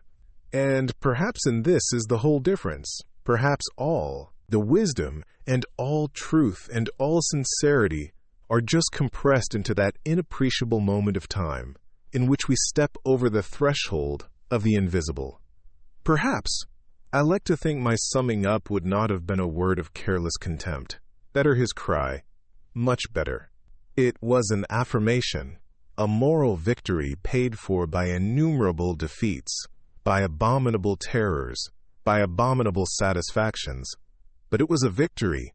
That is why I have remained loyal to Kurtz to the last, and even beyond, when a long time after I heard once more, not his own voice, but the echo of his magnificent eloquence, thrown to me from a soul as translucently pure as a cliff of crystal. No, they did not bury me, though there is a period of time which I remember mistily with a shuddering wonder, like a passage through some inconceivable world that had no hope in it and no desire. I found myself back in the sepulchral city, resenting the sight of people hurrying through the streets to filch a little money from each other, to devour their infamous cookery, to gulp their unwholesome beer, to dream their insignificant and silly dreams. They trespassed upon my thoughts. They were intruders whose knowledge of life was to me an irritating pretense, because I felt so sure they could not possibly know the things I knew. Their bearing, which was simply the bearing of commonplace individuals going about their business in the assurance of perfect safety, was offensive to me like the outrageous flauntings of folly in the face of a danger it is unable to comprehend. I had no particular desire to enlighten them, but I had some difficulty in restraining myself from laughing in their faces so full of stupid importance. I dare say I was not very well at that time. I tottered about the streets. There were various affairs to settle, grinning bitterly at perfectly respectable persons. I admit my behavior was inexcusable, but then my temperature was seldom normal in these days. My dear aunt's endeavors to nurse up my strength seemed altogether beside the mark. It was not my strength that wanted nursing, it was my imagination that wanted soothing. I kept the bundle of papers given me by Kurtz, not knowing exactly what to do with it. His mother had died lately, watched over, as I was told, by his intended. A clean-shaved man, with an official manner and wearing gold-rimmed spectacles, called on me one day and made inquiries, at first circuitous, afterwards suavely pressing, about what he was pleased to denominate certain documents. I was not surprised, because I had had 2 rows with the manager on the subject out there. I had refused to give up the smallest scrap out of that package, and I took the same attitude with the spectacled man. He became darkly menacing at last, and with much heat argued that the company had the right to every bit of information about its territories. And said he, Mr. Kurtz's knowledge of unexplored regions must have been necessarily extensive and peculiar, owing to his great abilities and to the deplorable circumstances in which he had been placed. Therefore, I assured him Mr. Kurtz's knowledge, however extensive, did not bear upon the problems of commerce or administration. He invoked then the name of science. It would be an incalculable loss if, etc., etc. I offered him the report on the suppression of savage customs, with the postscriptum torn off. He took it up eagerly, but ended by sniffing at it with an air of contempt. "This is not what we had a right to expect," he remarked. "Expect nothing else," I said. "There are only private letters." He withdrew upon some thread of legal proceedings, and I saw him no more. But another fellow, calling himself Kurtz's cousin, appeared 2 days later and was anxious to hear all the details about his dear relative's last moments. Incidentally, he gave me to understand that Kurtz had been essentially a great musician. "There was the making of an immense success," said the man, who was an organist, I believe, with lank gray hair flowing over a greasy coat collar. I had no reason to doubt his statement, and to this day I am unable to say what was Kurtz's profession, whether he ever had any, which was the greatest of his talents. I had taken him for a painter who wrote for the papers, or else for a journalist who could paint, but even the cousin who took snuff during the interview could not tell me what he had been. Exactly. He was a universal genius. On that point I agreed with the old chap, who thereupon blew his nose noisily into a large cotton handkerchief, and withdrew in senile agitation, bearing off some family letters and memoranda without importance.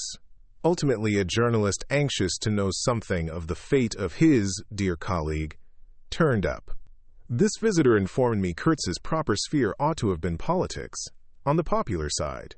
He had furry straight eyebrows, bristly hair cropped short, an eyeglass on a broad ribbon, and becoming expansive, confessed his opinion that Kurtz really couldn't write a bit. But heavens!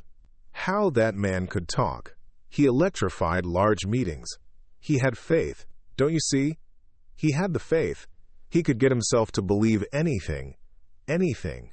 He would have been a splendid leader of an extreme party. What party? I asked. Any party, answered the other. He was an extremist. Did I not think so? I assented. Did I know, he asked, with a sudden flash of curiosity, what it was that had induced him to go out there? Yes, said I, and forthwith handed him the famous report for publication, if he thought fit. He glanced through it hurriedly, mumbling all the time, judged it would do, and took himself off with this plunder. Thus I was left at last with a slim packet of letters and the girl's portrait. She struck me as beautiful. She had a beautiful expression. I know that the sunlight can be made to lie, too, yet one felt that no manipulation of light and pose could have conveyed the delicate shade of truthfulness upon those features. She seemed ready to listen without mental reservation, without suspicion, without a thought for herself. I concluded I would go and give her back her portrait in those letters myself. Curiosity? Yes, and also some other feeling, perhaps. All that had been Kurtz's had passed out of my hands. His soul, his body, his station, his plans, his ivory, his career. There remained only his memory and his intended.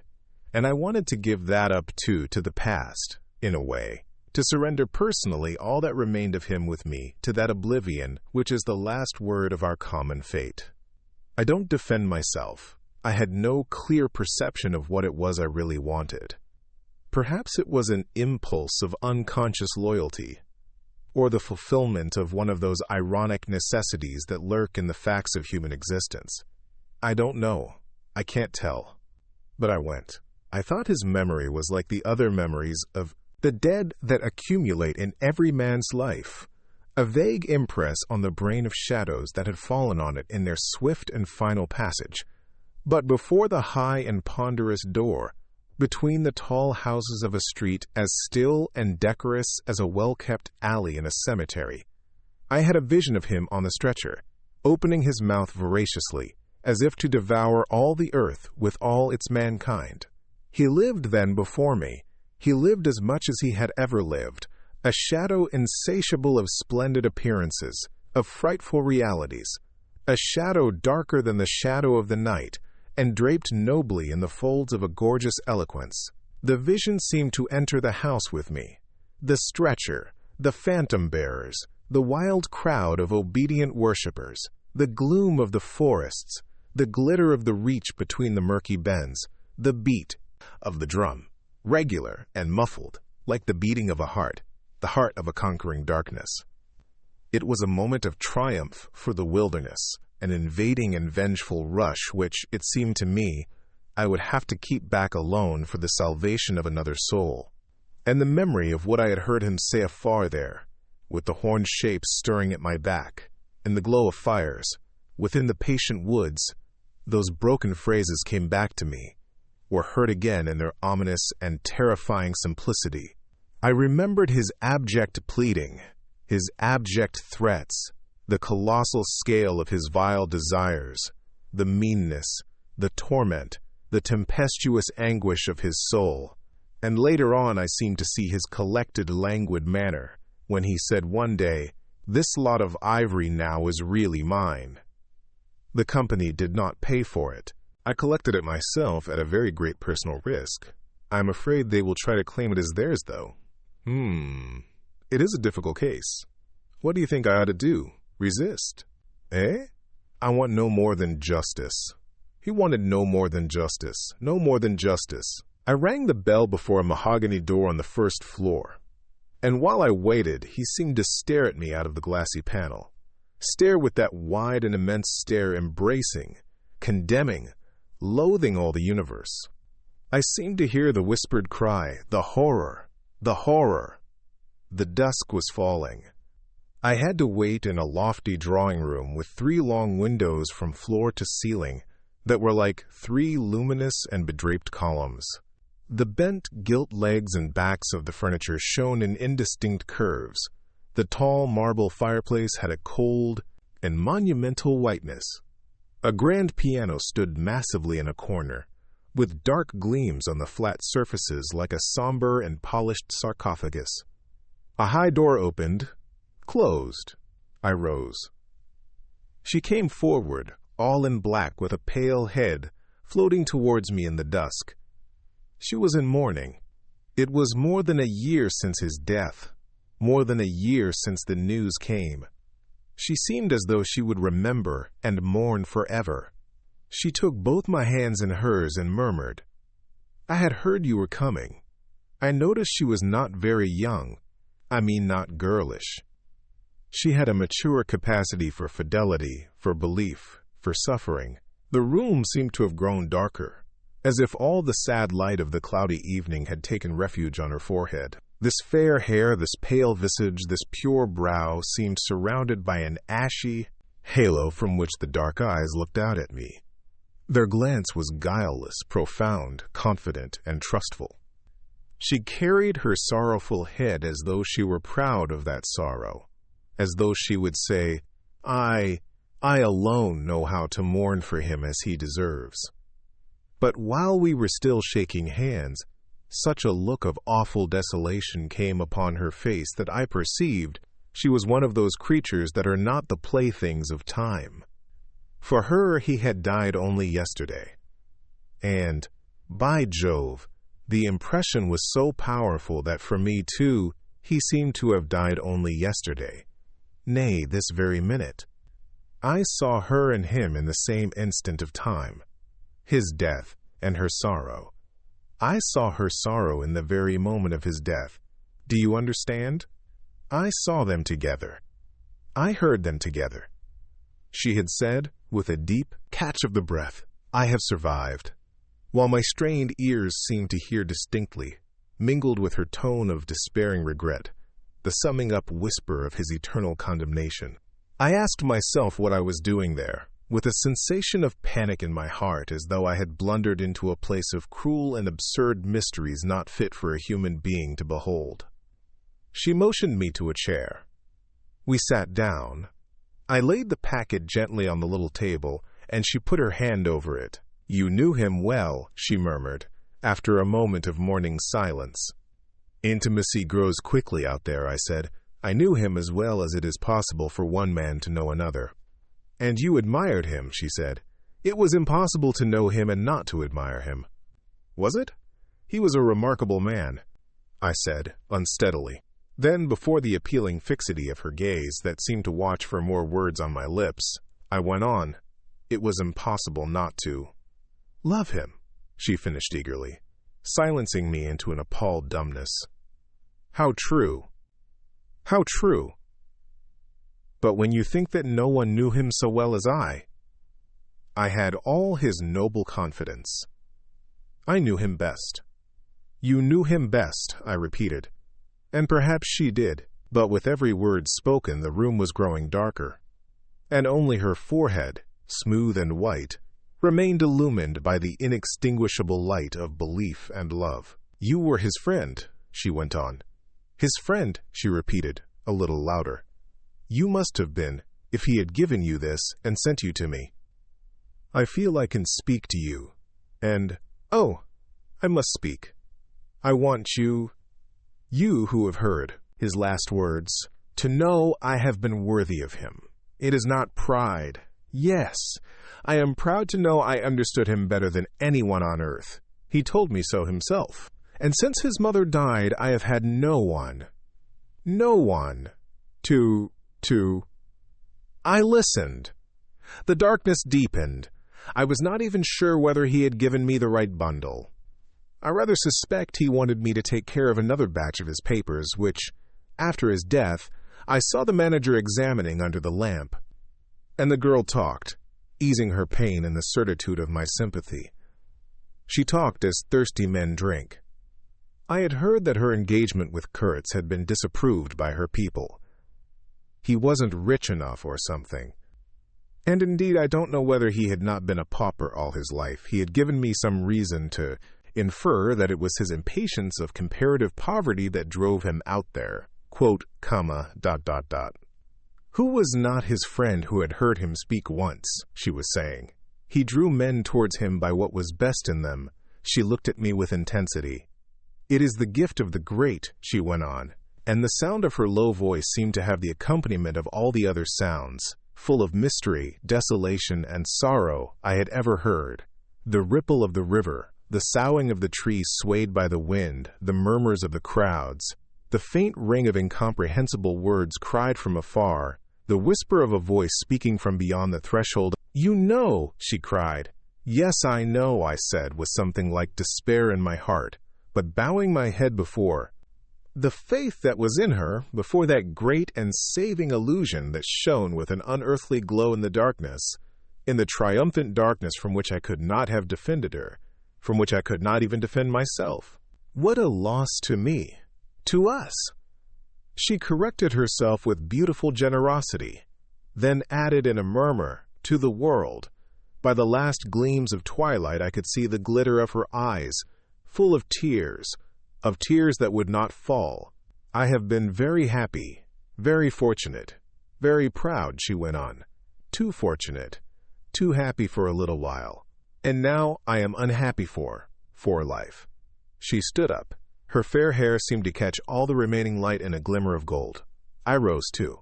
And of all this, she went on mournfully, of all his promise and of all his greatness, of his generous mind, of his noble heart, nothing remains, nothing but a memory. You and I, we shall always remember him, I said hastily. No, she cried. It is impossible that all this should be lost, that such a life should be sacrificed to leave nothing but sorrow. You know what vast plans he had. I knew of them too. I could not perhaps understand, but others knew of them. Something must remain. His words, at least, have not died. His words will remain, I said. And his example, she whispered to herself. Men looked up to him. His goodness shone in every act. His example, true, I said. His example, too. Yes, his example. I forgot that. But I do not. I cannot believe. Not yet. I cannot believe that I shall never see him again. That nobody will see him again. Never, never, never. She put out her arms as if after a retreating figure, stretching them back, and, with clasped pale hands, across the fading and narrow sheen of the window. Never see him, I saw him clearly enough then. I shall see this eloquent phantom as long as I live. And I shall see her too, a tragic and familiar shade, resembling in this gesture another one, tragic also, and bedecked with powerless charms, stretching bare brown arms over the glitter of the infernal stream, the stream of darkness. She said suddenly, very low, "He died as he lived." "His end," said I, with dull anger stirring in me, "was in every way worthy of his life." "And I was not with him," she murmured. My anger subsided before a feeling of infinite pity. "Everything that could be done," I mumbled. "Ah, but I believed in him more than anyone on earth, more than his own mother, more than himself. He needed me. I would have treasured every sigh, every word, every sign, every glance." I felt like a chill grip on my chest. "Don't," I said in a muffled voice. "Forgive me. I have mourned so long in silence. In silence. You were with him. To the last? I think of his loneliness. Nobody near to understand him as I would have understood. Perhaps no one to hear." "To the very end," I said shakily. "I heard his very last words. I stopped in a fright." "Repeat them," she murmured in a heartbroken tone. I want something too, to live with." I was on the point of crying at her. "Don't you hear them?" The dusk was repeating them in a persistent whisper all around us, in a whisper that seemed to swell menacingly like the first whisper of a rising wind. The horror! His last word, to live with, she insisted. "Don't you understand? I loved him. I loved him. I loved him." I pulled myself together and spoke slowly. "The last word he pronounced was, 'Your name.'" I heard a light sigh, and then my heart stood still, stopped dead short by an exulting and terrible cry, by the cry of inconceivable triumph and of unspeakable pain. I knew it. I was sure. She knew. She was sure. I heard her weeping. She had hidden her face in her hands. It seemed to me that the house would collapse before I could escape, that the heavens would fall upon my head. But nothing happened. The heavens do not fall for such a trifle. Would they have fallen, I wonder, if I had rendered Kurtz that justice which was his due? Hadn't he said he wanted only justice? But I couldn't. I could not tell her. It would have been too dark altogether. Marlow ceased and sat apart, indistinct and silent, in the pose of a meditating Buddha. Nobody moved for a time. "We have lost the first of the ebb," said the director suddenly. I raised my head. The offing was barred by a black bank of clouds, and the tranquil waterway leading to the uttermost ends of the earth flowed somber under an overcast sky, seemed to lead into the heart of an immense darkness.